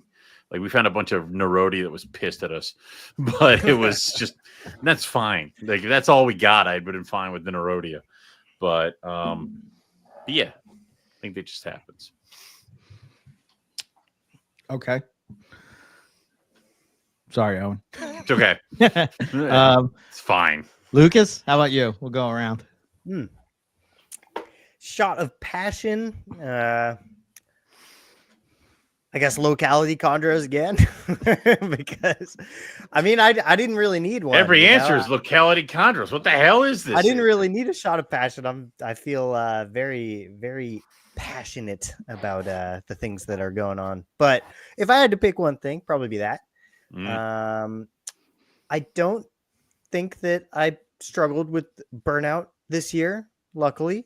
But electricity bill, that's kind of burning me out. I don't like that. Please PG&E prices are crazy, dude. Please keep I me need in your solar. thoughts at around May this year. If I hit half of the clutches I'm trying, I will need someone to check on me. So yeah. We'll revisit in 2025. Thank you. Yeah. I guess I'm year. just, I guess I'll acknowledge and be grateful that it was a good year. Very good. Okay. Cool. Nipper, anything? Let me think. Weirdly, I saw a YouTube video randomly, and it was an American chap. You probably know about him. I don't know if he's popular or not. Dave Kaufman. Yeah. I don't know much about him. Heard of him. Don't know anything about him. Okay. God, where's he going? I don't know. This is so fucking dangerous right now. I have no idea where this is going. I have no context, so I can't answer. It literally just randomly came up on my feed, and it was just a herping trip to the islands of New Caledonia. Okay. Oh yeah. Okay. And it was just really interesting. And I've always liked New Caledonia stuff. But then I started reading about New Caledonia and the biogeography of New Caledonia, and that really just reinvigorated everything for me. So that was good. All right. Burnout wise, I just wanted to be out herping, not cleaning up snake shit. So that's been difficult. And I've completely stepped away from social media in terms of anything to do with the hobby. We have to send pigeons to get in contact with you now. It's very inconvenient. It's so... Birds don't come back. It's just so degenerate and angry and pointless. It's just, I can't be dealing with it. It's just not for me anymore. Yeah. Agreed. I agree. Correct. Anyway, I agree 100%. It's hard, right? Because we do a podcast. You want to be in, it's hard. But like, I don't know. I just have. We can. I'm just a burnout from it, I guess. I don't know. Well, the drama sometimes takes hold, and you gotta like fight your way through it. And it's like the some of the drama and the bullshit that gets in the way of you enjoying your collection and your animals. You got to push past it, and sometimes that can happen.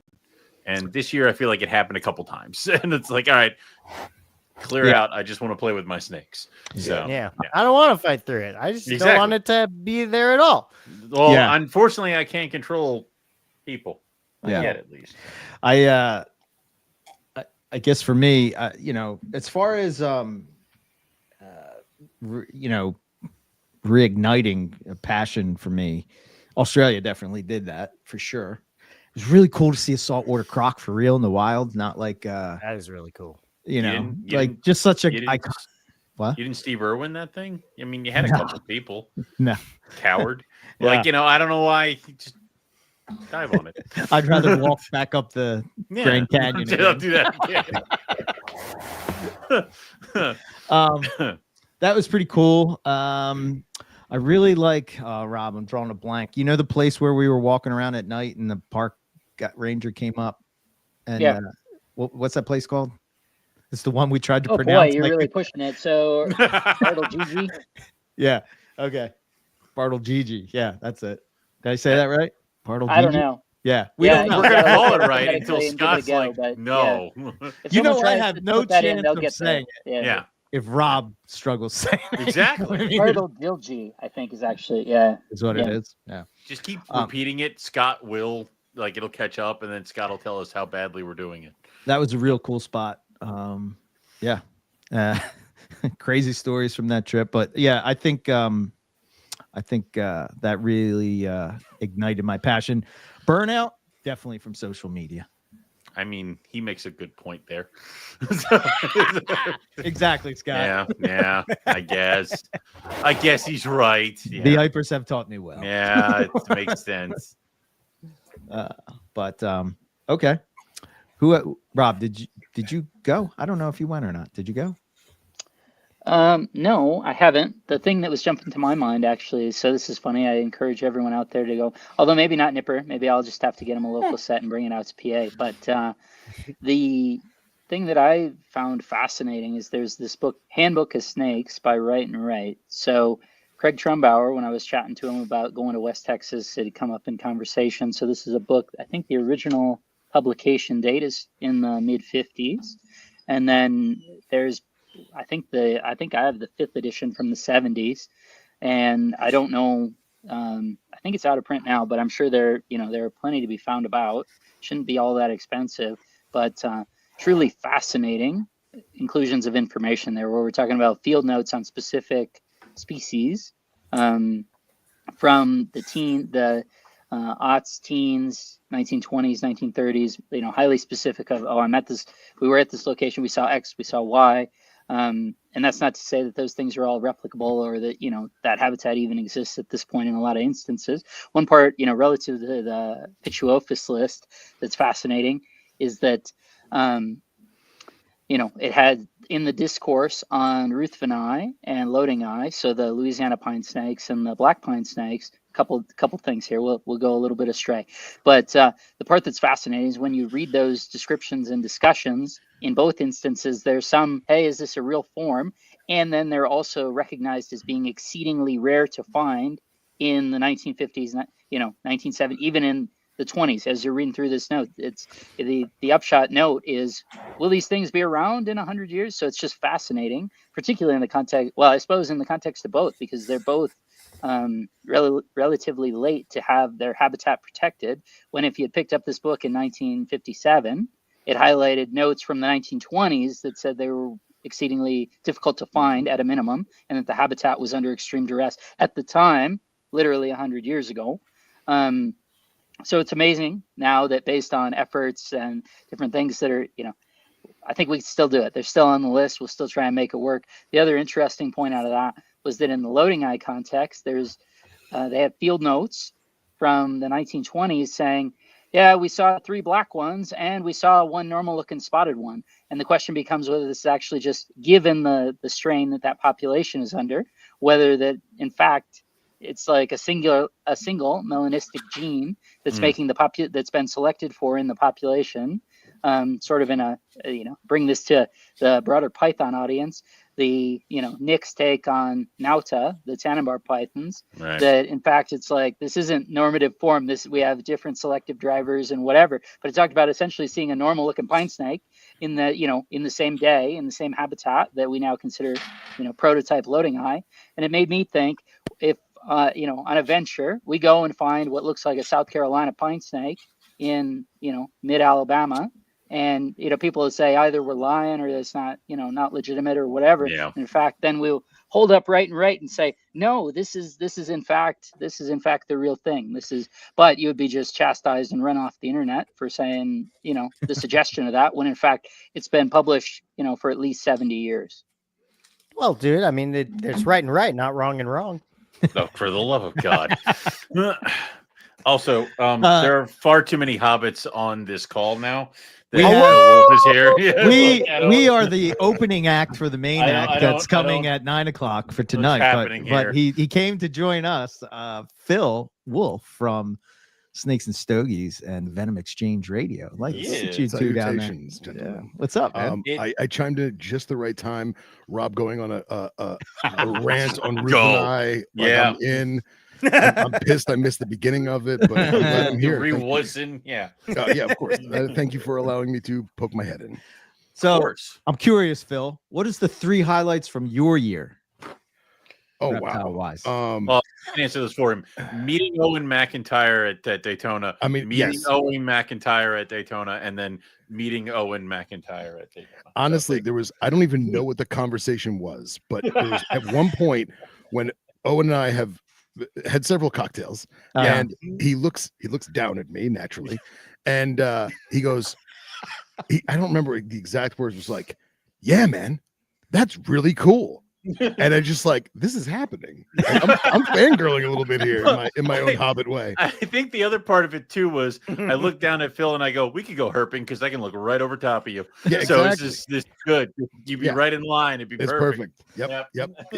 Then why do I always stand behind you? That's just because you place yourself there. Because I need to make sure it's safe for you from bears. Okay. Remember the Fair last enough. time you talked about me? Bears. Like Yes. I don't. Yeah. Good point. Good point. Welcome. Large bird. Too. I just remember our bears in West Texas, and I was napping on a bench halfway down the mountain, and no one thought to call me and tell me that there's bears on the trail.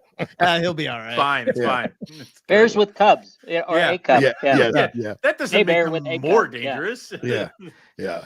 So I don't honestly, meeting Owen McIntyre, I'll say it. It's one of them. There you go. Finding a lep in a very unique phenotype, in a very unique location with Hairstone.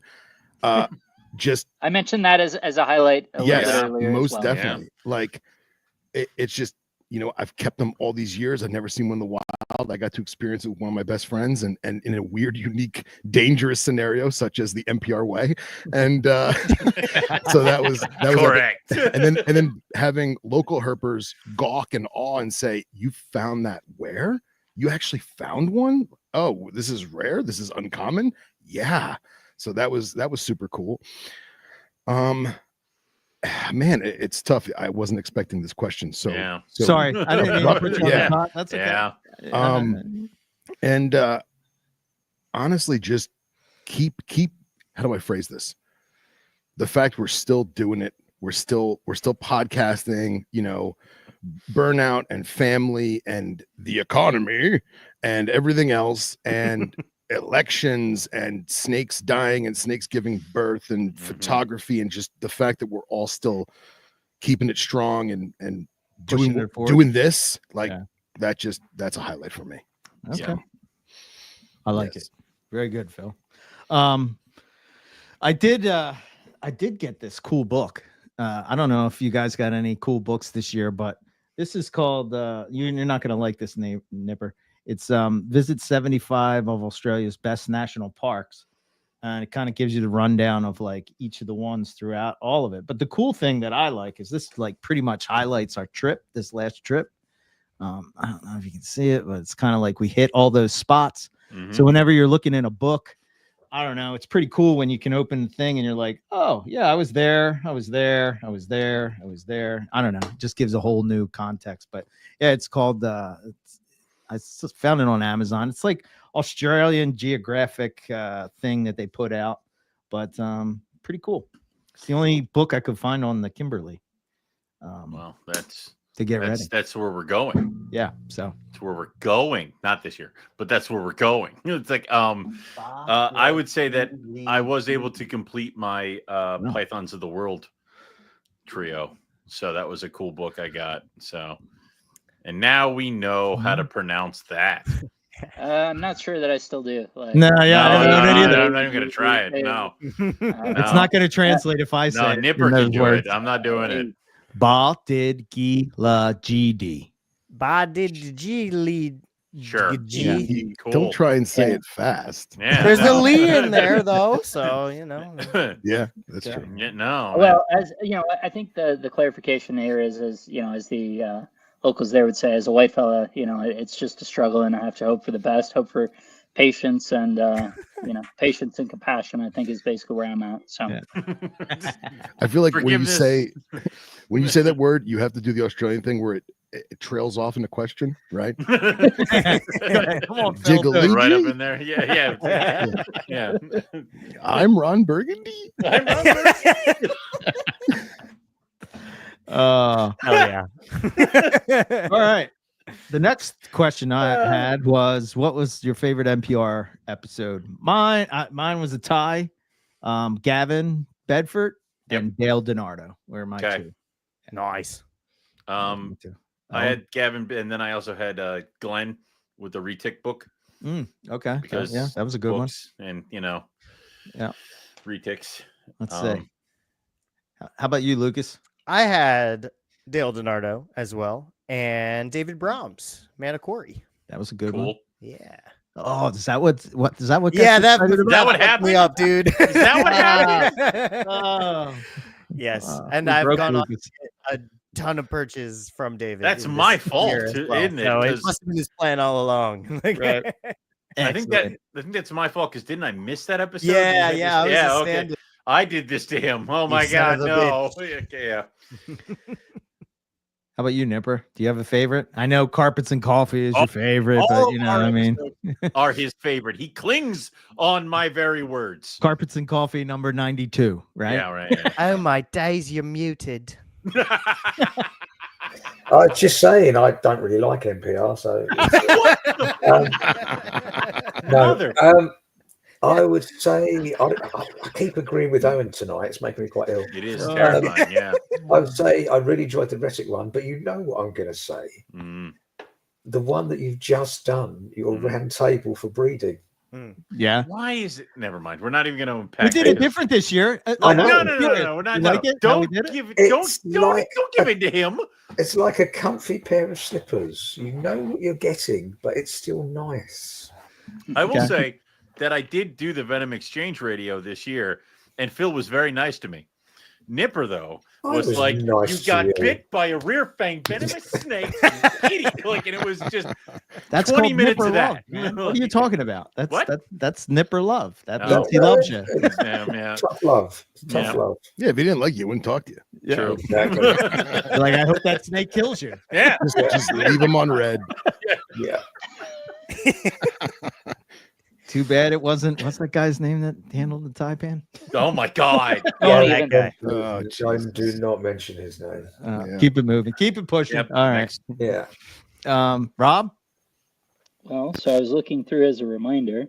Certainly the ones you guys said, Dale Donardo, Gavin, awesome stuff.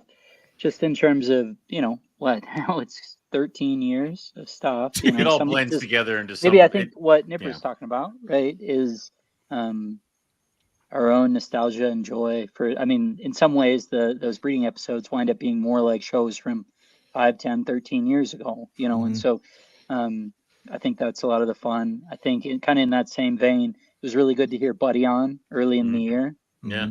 Buddy Buscemi, that was really good. And in the same vein, you guys had 2 weeks in a row where you had Keith and Matt talking about Borneos. That was really good, really fun. Again, just people that I love. So that's, obviously a part of it. And then Michael Pinnell, in the same way. So I guess all those shows kind of fit into that same box of those are people that have, been on before, have been on 11, 12 years ago.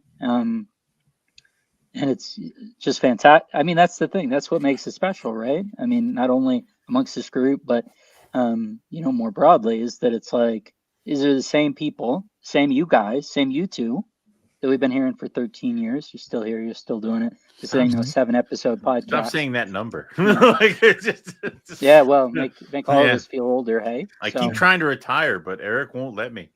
So well, that's the thing though. It's doing the thing I think is nutritive to all of us, and now I'm doing it with Justin. All of us here, right?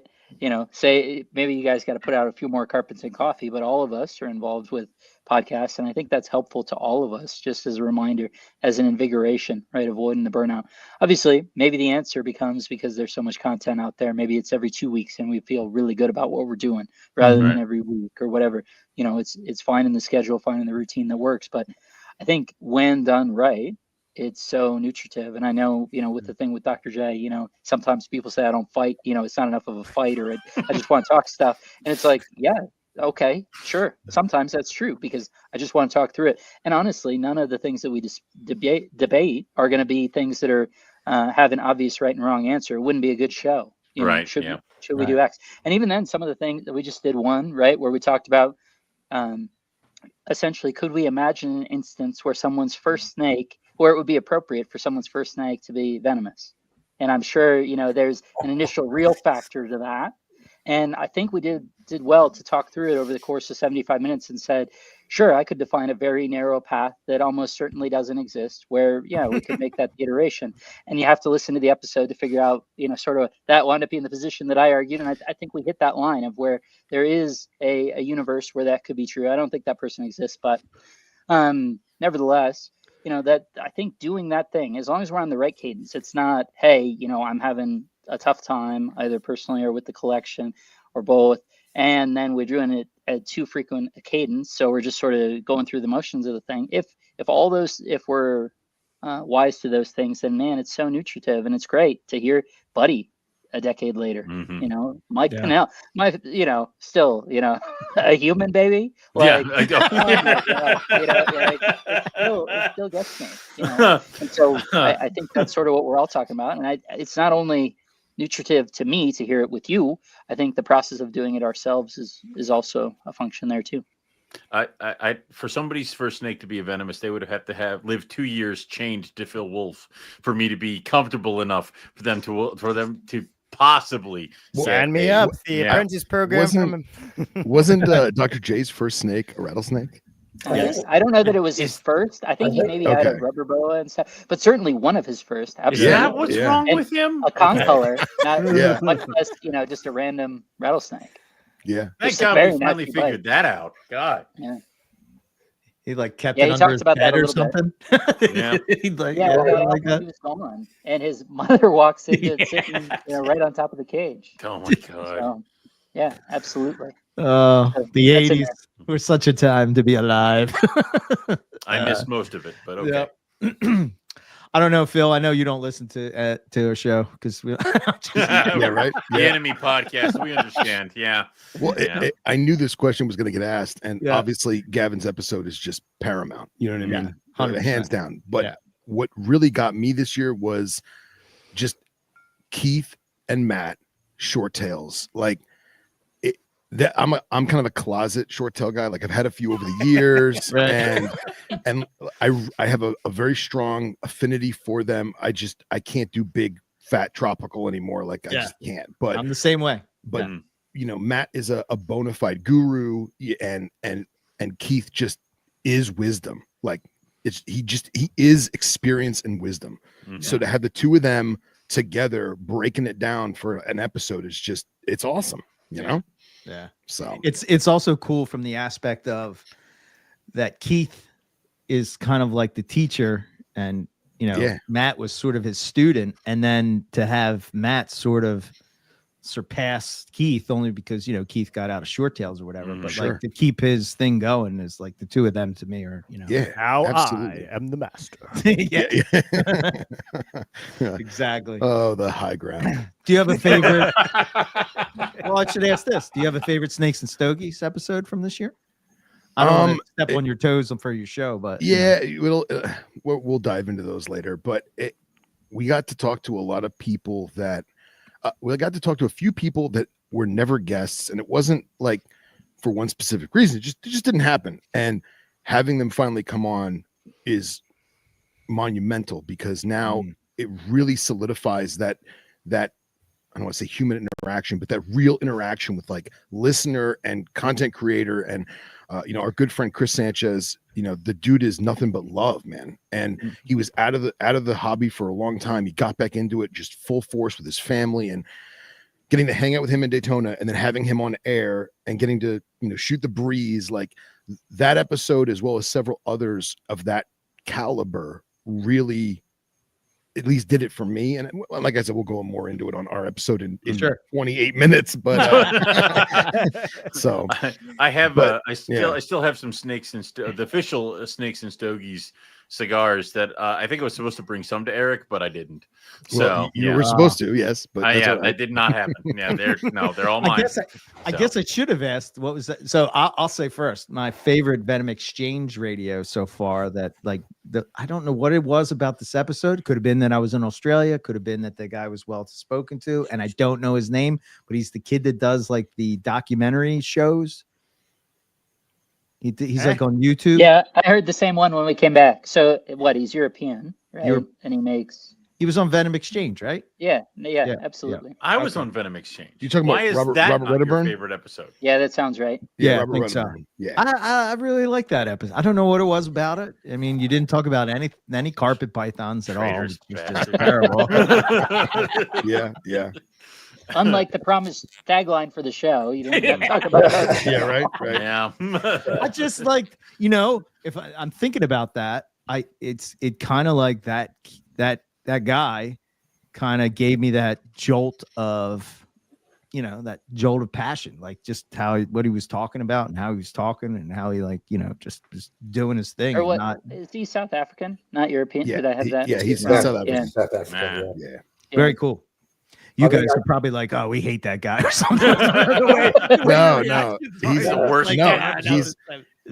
he's a great guy. He's a great videographer. His talent for camera work is absolutely incredible. And Yeah, I don't remember if this was in episode or off air, but another guest we've had on, Johan Morer from the African Snakebite Institute in South Africa. that was a good one. He has some incredible. Thank you. He has some incredible videos of native sub-Saharan or Southern African venomous snakes. And I had asked Johan when we did the episode, I was like, hey, can I steal some of your videos from YouTube and put them to make some promo reels for Instagram?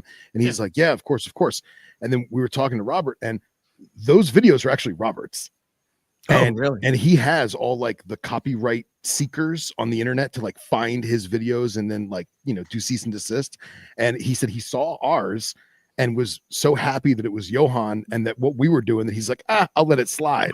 So didn't know that, which again, I'm eternally grateful for him. And then I said to him, hey, when we do your episode, can I steal some videos again? He's like, oh, absolutely. Take what you want, because we're promoting him as well. Sure.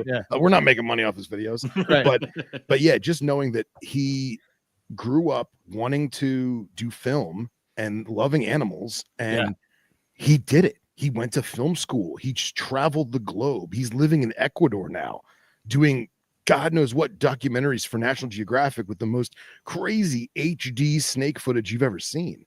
So he did a great job with us, and he has his own podcast now where he's interviewing other nature photographers and videographers and other nature filmmakers. So Robert Wedderburn, check him out. It's very, very cool. Lisa was talking about Coop's Reptile. She had shared it over in the MPR chat, and he put out a video of him herping in Central Australia. And there's definitely an art to it, and it's something that I want to get better at, because I can see those two worlds. Forget this will be over. Keeping will be over for me once this happens. But once I can get the creative aspect of trying to film our trips and be able to do it for real, with that artistic type of sure thing, and then actually have the trip, to me, that even if I don't even care if it's on YouTube or anything, but just for me, looking back at that and share it with you guys or whatever. Yeah. But I don't know. There's an art to it that the creative side in me is needs that outlet. I have to. You're gonna need to hold on until I move, so that I can accommodate all the racks and snakes and stuff that you just drop off at my house. So you're not allowed to start this journey until I get into a bigger place. Okay. Then go ahead. It's funny you mentioned that, because some people, my significant other, some other people in my family, they're like, hey, when you go on these trips, you really don't have a lot of pictures of yourself. And I realized that that's because I'm trying to get all of you guys while you guys are photographing the snake, because I didn't bring the DSLR. I just have my cell phone. So I'm like, I can get some cell phone snake shots and some group shots of us. And this past trip with Rob, I took a lot of selfies, I'll admit, just because I was like, all right, well, it's just the two of us, so I'll get as much of Rob as I can with the animals, and then here we'll do a selfie for myself, send it to the missus, Right. But it's difficult to herp and produce that content. Yes. Yeah. And that almost in itself, that time management, that is an art to itself. So I'll support you 1,000% to do it. I think that's probably why I like that episode so much. It's probably because I could sense that guy's creative vibe that he had going on. It's probably what it was. Yeah, most definitely. I also really like the show, the Snakes and Stogies he did with Dustin. I mean, Dustin's so fun. And he often winds up being so kind of quiet and soft-spoken and whatever. It depends. In a special context, it'll be good. But that's sort of his nature, to be reserved and not highlight what it is that he's doing. Sort of like Owen, where he's really not highlighting, the things that he's doing. But no one knows what's going on over here. That was pretty recently, and that I really did enjoy that. Yeah, he's legitimately humble, and there's a lot of people that have big collections of very diverse collections, and there's kind of I don't want to say an heir to them. They're like, oh yeah, I've got one of those. I've got a group of those. Dustin's the opposite. He goes, oh yeah, I do have a group of those. Like, and it's not a negative. It's 1,000% a positive. And his modesty reflects very much in his keeping and his husbandry and his herping. And Rob and I have talked about how he's cut back on the herping and focus more on the husbandry stuff, just because as life goes on, family and work and all that. But the dude's still killing it, and he's doing a great job with it. Yeah, I mean, I think for me, because Stephen Spalls was an amazing guest. That's what I was going to say. We've been blessed. We've had some really cool guests, but for me personally, because I grew up reading Stephen Spalls from a very small age, and then to actually just sit down and talk to him, and again, he was so self-effacing. Yeah, and, if you didn't know, you'd think, oh, he might have written a couple of field guides to South Africa, but when you actually read through, the actual tomb of stuff that he's produced and the species that he's researched and discovered. It was just an incredible experience for me personally to sit down and just have a chat with him. Yeah, to have him talk about sunset and snakes, and I can grab the book off the nightstand to my left, and he's like, if you flip to the back cover, you'll see a picture of me with a puff adder. It's like, this is incredible. Yeah, and as selfish as it may sound, that's probably my favorite episode. Yeah, very cool, very cool. Does anybody have a favorite herping story they want to share? It was like, obviously the only real big herping trip I went on was Tampa, but going to Daytona for like the first time and putting a bunch of names to faces, like hanging out with Phil and the Snakes and Stogies guys and all those guys, and then like I got to meet Ron St. Pierre in person. I got to meet Craig Trumbauer and stuff like that. It was people that I've talked to, even if it's like over a podcast, we've had them on as guests. Actually being in front of these people and talking to them was awesome. So, okay. Not really herping trip, but herp related. Sure. Yeah. Not really a specific story, but I mean, again, just going out with Rob and his wonderful family was definitely a highlight of my year. And I wish we found more stuff, but man, I had such a great time, and I need to make more of these trips with you guys, because absolutely. Yeah. It's just dumb that I haven't, but that was so fun. Yeah. Absolutely. No, we had a great time with it too. We were just a couple weeks early. That's circumstance that it's a couple of weeks early, and exactly. We just have to do it again, because they're a magic banana slug appeared out of nowhere, though. That was great. That was pretty good. I don't know where it fell from. No, we'll never know. It spawned in on the bridge, like. Nice. But yeah, definitely. Okay. How about you, Nipper, Phil, Rob, any? Oh, I mean, I think we've talked about it so much. It's just the Utah trip. I mean, I could just talk about it forever. It was just such an experience. I don't know how we're going to top it. I keep saying that, but I don't know. I tell people all the time that they took the adventure of a lifetime. Yeah, like, it just hearing you guys talk about it, and it's almost like when you read a book and you visualize the vividness of what the author is putting to paper, and you've set the scene in your mind, and you're going frame by frame or scene by scene, and listening to you guys talk about it and painting a picture in my mind. Like I regret not being there, but I almost feel like I still saw it. You know what I'm saying? Mm-hmm. Right. Yeah. That's awesome.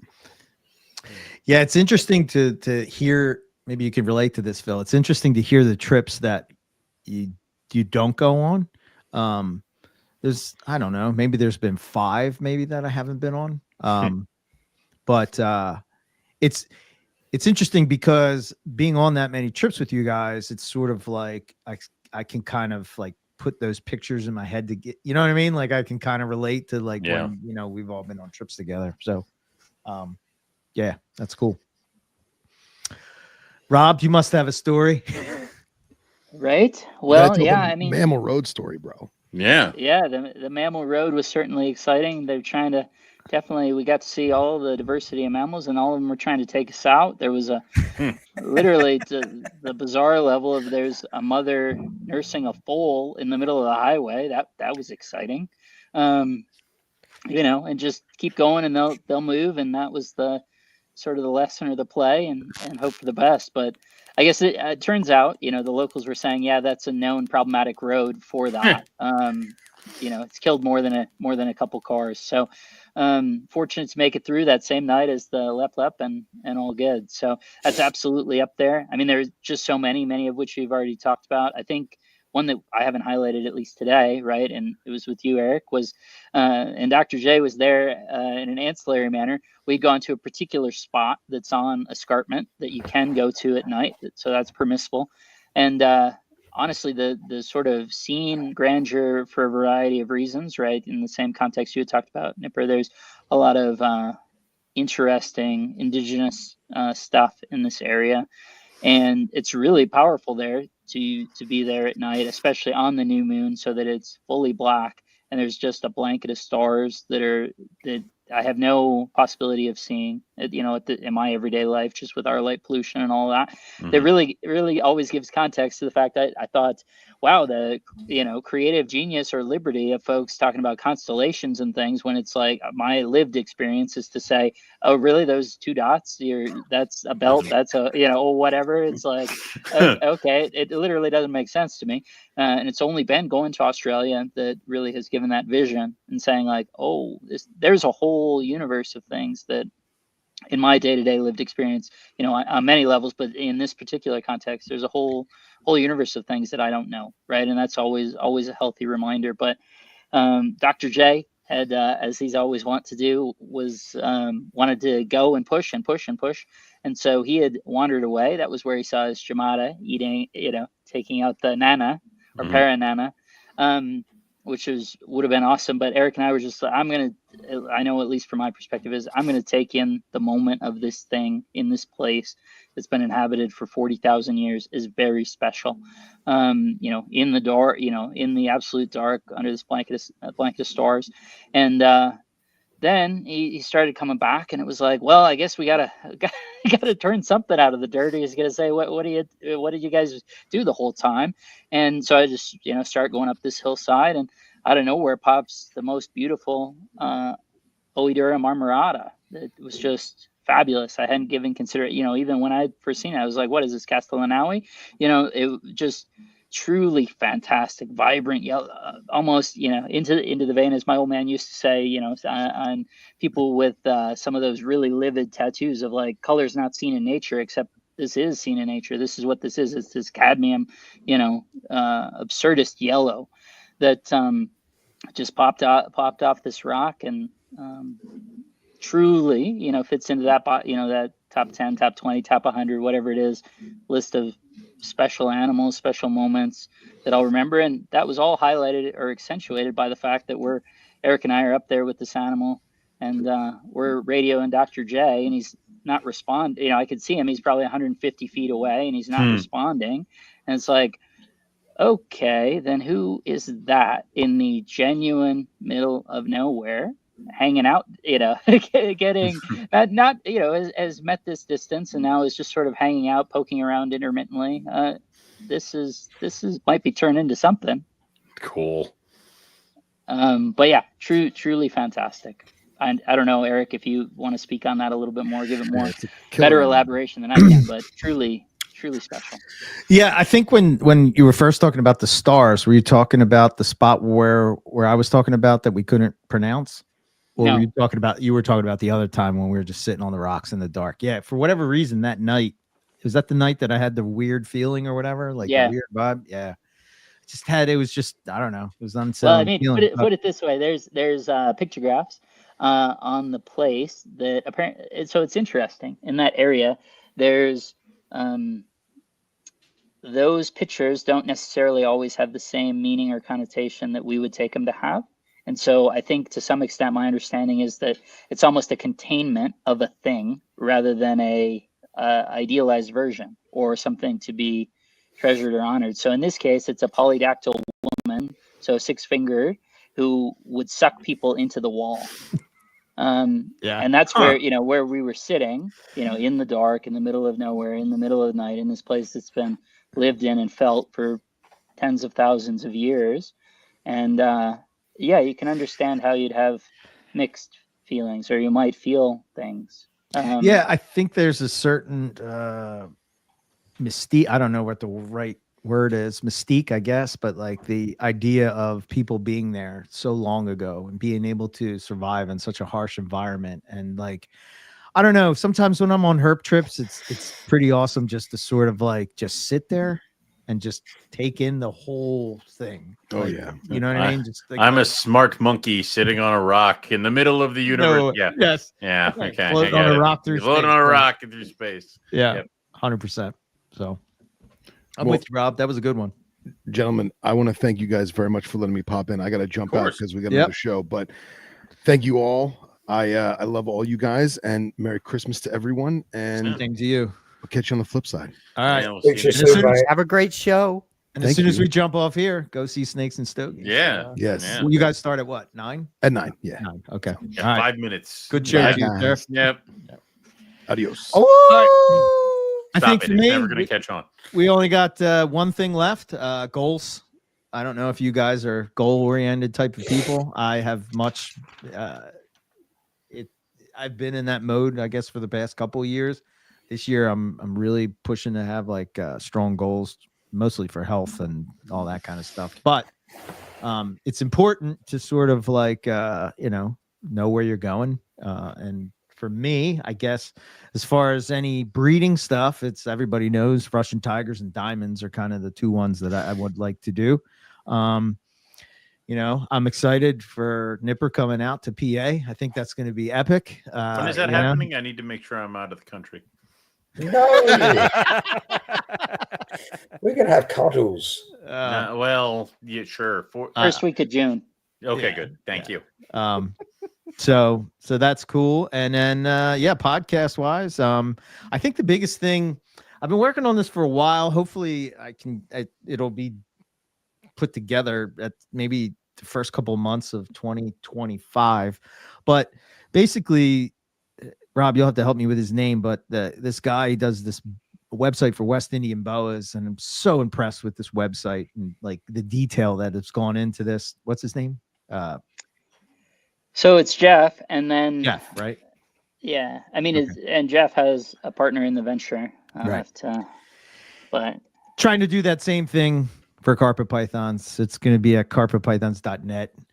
But, I've been working on it behind the scenes for quite a bit, but sort of like, everything you would want to know, that would be the place you would go to kind of point Jeff you in and Michael direction. Sana. Yeah. It's really, you should check it out. If you haven't checked out the West Indian boa, I forget what the website is called, but I can put it in the show notes for people. WestIndianBoas.org. There you go. Easy enough. Cool. So yeah, that's kind of my plans for 2025, and to get super healthy because I got to crush Nipper with my guns. Yeah. My muscles. Yeah. I'm gonna have so much hate and anger inside. I don't know. Anybody? Lucas. Yes. You want to go? 2025. What's your goal? Goals. Read Blackheads, make a book. What? Oh, Yeah. you bet your buns. All of That's it, top yeah. 2 right there. Yeah. I mean, we had bullet points though, so I'm going with the list. Yeah. Do it. New additions. Can anybody guess? Probably more chondros. More locality damn chondros. it. He got it. God damn it. Look We're at this. losing him. I have 2 empty cubes up there Oh, nice. that are Top ready shelf? for activities. So Okay. I have actually I have more space than animals, which is crazy. That can't That's weird. last. What's that like? I know. Breeding plans, blackheads, diamonds, indigos, Pilbara rock monitors, GTPs. Nice. Nice. I really need to make more blackheads because I'm a one-hit wonder right now, and That's fuck hurtful. that. So fingers crossed. Trip plans, I actually have some this time. I'm really Nice. excited. Hopefully, in addition to tagging along with you guys on some stuff, I am going to Australia with my family, with my dad and my Yeah, sister it's gonna be cool. in October. And so we're going to hit Sydney, Brisbane, and Cairns. Nice. And so, of course, try to find as much as I can there, and should be a cool year. Fingers crossed. Yeah, Very that cool. is cool. Nipper. Oh, you have to remind me of the subsections to the question. Subsection 1 is additions. Any new additions? Yeah. Yes. So there's a lot of Milks and Kings that I want still. How generic. Anyway. How terribly generic. Terribly generic. There are a couple of species of European viper, which I quite like to get hold of. Renardi and Ursini are on my radar. And then the remaining islands for Melicianus that I don't have on my new additions. What was the next one?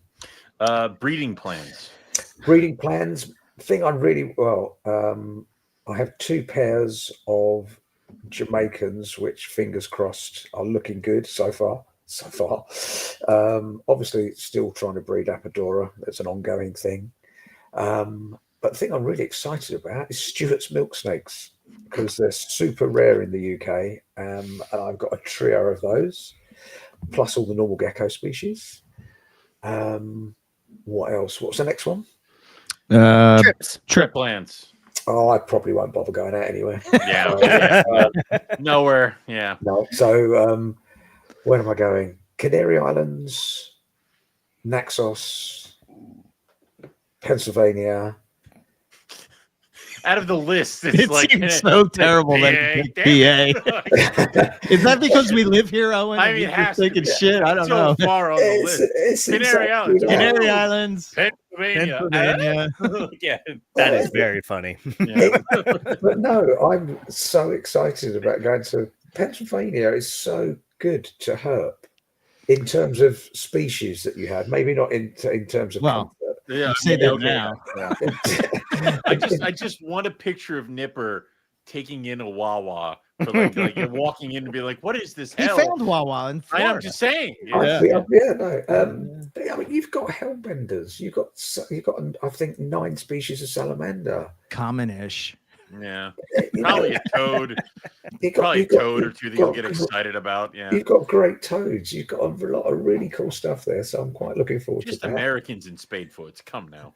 Yeah. Anyway, I like both of those. And then a second trip with Rob, hopefully to find Obscurus. We'll probably find that on the first day. So what we'll do for the rest of the time, I don't know, but I'm sure we can find something. Yeah. Cuddles. More cuddles. And then probably Portugal, and after that, I don't know. We'll see. Okay. Do you want to come hang out in California? It's on my list, mate. I've got so much I want to see in California. I think we need a redo with Rob too, huh? The giant salamander. A friend of mine found one yesterday. It's been raining. They're out in full force. Yeah. What a beast of an animal. It's just beautiful. So yeah, that's those dicamps have teeth too, man. Yeah, they're just incredible species. Is it one of those where it's like it's a giant salamander and it's like this big, or is it giant? I mean, salamander? it's not an Asiatic, but it's a hell of a lot bigger than an arboreal. It's getting on for tiger salamander. If you imagine a thinner tiger salamander, it's getting there. It's a lump. Okay. All right. And then the last one is podcast wise. What's your goals podcast wise? Just to keep getting the higher quality level of guests that we manage, which is difficult because it's quite specialized, and a lot of the people we want to see are actually out doing research and they don't have access to the internet and that sort of thing. So just to try and, we've got so many people we want to talk to who have said yes, to try and get the logistics of when we can all have internet and at different time zones and that sort of thing. But yeah, just to try and keep the quality of guests that we've been really lucky to have. Okay, cool. Rob? So no new additions. In fact, I think going through the list, I have about 30 that I need to send out to be at a spot that I want to be, which actually, I suppose maybe the grand vision is to not be employing, much less at least in the principal room, any racks. Had to have everything in a cage, which I know sounds sort of antithetical or whatever. And, and certainly is not a breeding episode sort of conversation, but genuinely everything in a cage that I can look at, not have a rack in the room. That's sort of the principal goal there in terms of trips. Obviously, give a run at, at least a second run for everything but one, all the U.S. Crotalus, 3 away. Excited for all that. And then starting to work through Pituophis, Heterodon, do those different things, all the different stuff that we have. So that'll be really good. Super excited for all of that stuff. So yeah, ton of great things. But we have, Nipper has 1,000 Instagram followers. Good for you. Yeah. He's so happy about that. Yeah. He doesn't even do social media. Yeah. He's like, I didn't want them. It's like, Stop. And in terms of the podcast, same thing that Nipper had said. And I'm so excited by so much of the field herping content that I see on Instagram and YouTube. Reaching out to a bunch of those folks, and then some old school folks. There's one in particular that I'm hopeful to get on the line that'll be instructive for our PA trip. In terms of somebody who's over in the Pine Barrens that knows a lot about something that fits that list that I'd love to see. So really good, and just hoping for good content and doing good things, and super excited. Cool. Do we hit everybody? No. Save the best for last. Yeah, you did. Yeah. We're gonna do a reverse order. Podcast wise, retire. I want out. Trip plans, probably something to do with rattlesnakes, is what it says here. Breeding plans, I don't know. We'll see how it goes. It says big year in 25, and then if I'm still alive, we'll see about 26. So, and then in new additions, it says nothing. God damn it, nothing. Well, okay, maybe Gila monsters. So, but yeah, that's where we're at. So, okay, Gila monsters. Nothing. If I get one new animal, my fear is I'm gonna be like nothing. It's gonna be like January 2nd. Damn it! Like it's gonna be something before we do the first episode. That's a certainty. Yeah. I mean, I keep trying to stop, but yeah. Right. So. Okay, cool. Yeah, that kind of puts us at the end of it. And thank you to all of our fans and supporters and all you guys and all the awesome experiences that we've had together. I'm glad that I hope that people are still getting something out of listening to us. Yeah. And we'll be back. Our first episode back. And we'll be recording on 1/6/25, but the first episode comes out 1/14, and it's going to be Adam from the expert and the idiot. Oh, you go. Yeah, somebody kick him. Like, yeah, there it goes. Yeah, hold on, he kind of jerked out there, but yeah, it's that's going to be fun. I'm like Joe Biden. I'm just dipping out. Everyone's dipping out. It's give me my ice cream. It's going to be fun because folks. You gotta listen to me. I got an expert and an idiot. Perfect. All right. Sorry. Whatever. That was good. No, it was good. So it is cool because we're going into the 14th year of MPR, and I am so close to solving the puzzle that gets me out of my contract and releases me. When you keep flirting with this getting out of the contract, you're gonna push me to the I'm day gonna do where it. I'm gonna be like, yeah, dude, I'm not doing this no more. Yeah. You're gonna be like, wait, what? No, then I'm done. I'm out. It's all Rob now. So, but it'll be cool doing that, and I know it's been fun for the last 13 years. And I know we reflected on the kind of stuff of like what Eric and I would even be doing in herpetoculture right now, and how that kind of has progressed. And the show has definitely pushed it to a level that I don't think I would ever still be at. I think I would be a rock star. Really? I think I would. Really? That's where you went? Really? I think I would. Okay. Yeah. All right. Well, at least a YouTube rock star. There you go. Better. Yeah, there you go. I don't even know if I'd still be into reptiles, because I think we started the show so fragile and like I was so barely into it. So yeah, me too. Yeah.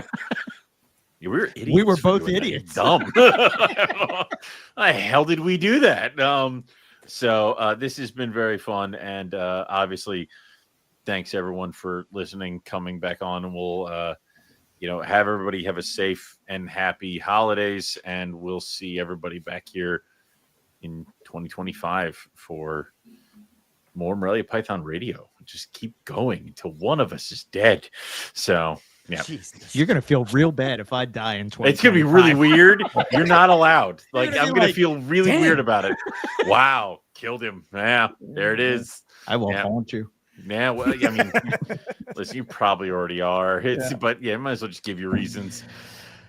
Okay. All right. Anybody else? Wanna say Anybody goodbye? grievances? Last call, real quick. Somebody you want to Anybody? curse and damn? No, I love you all. that's. I love okay. it. Lucas always bringing the positive Yeah, that's vibe. why we Lucas, need him. you gave me that little bit of Now, passion for the today. love of God, A million on that note- smooches to you and a million smooches to you. hit the button. Just hit the button.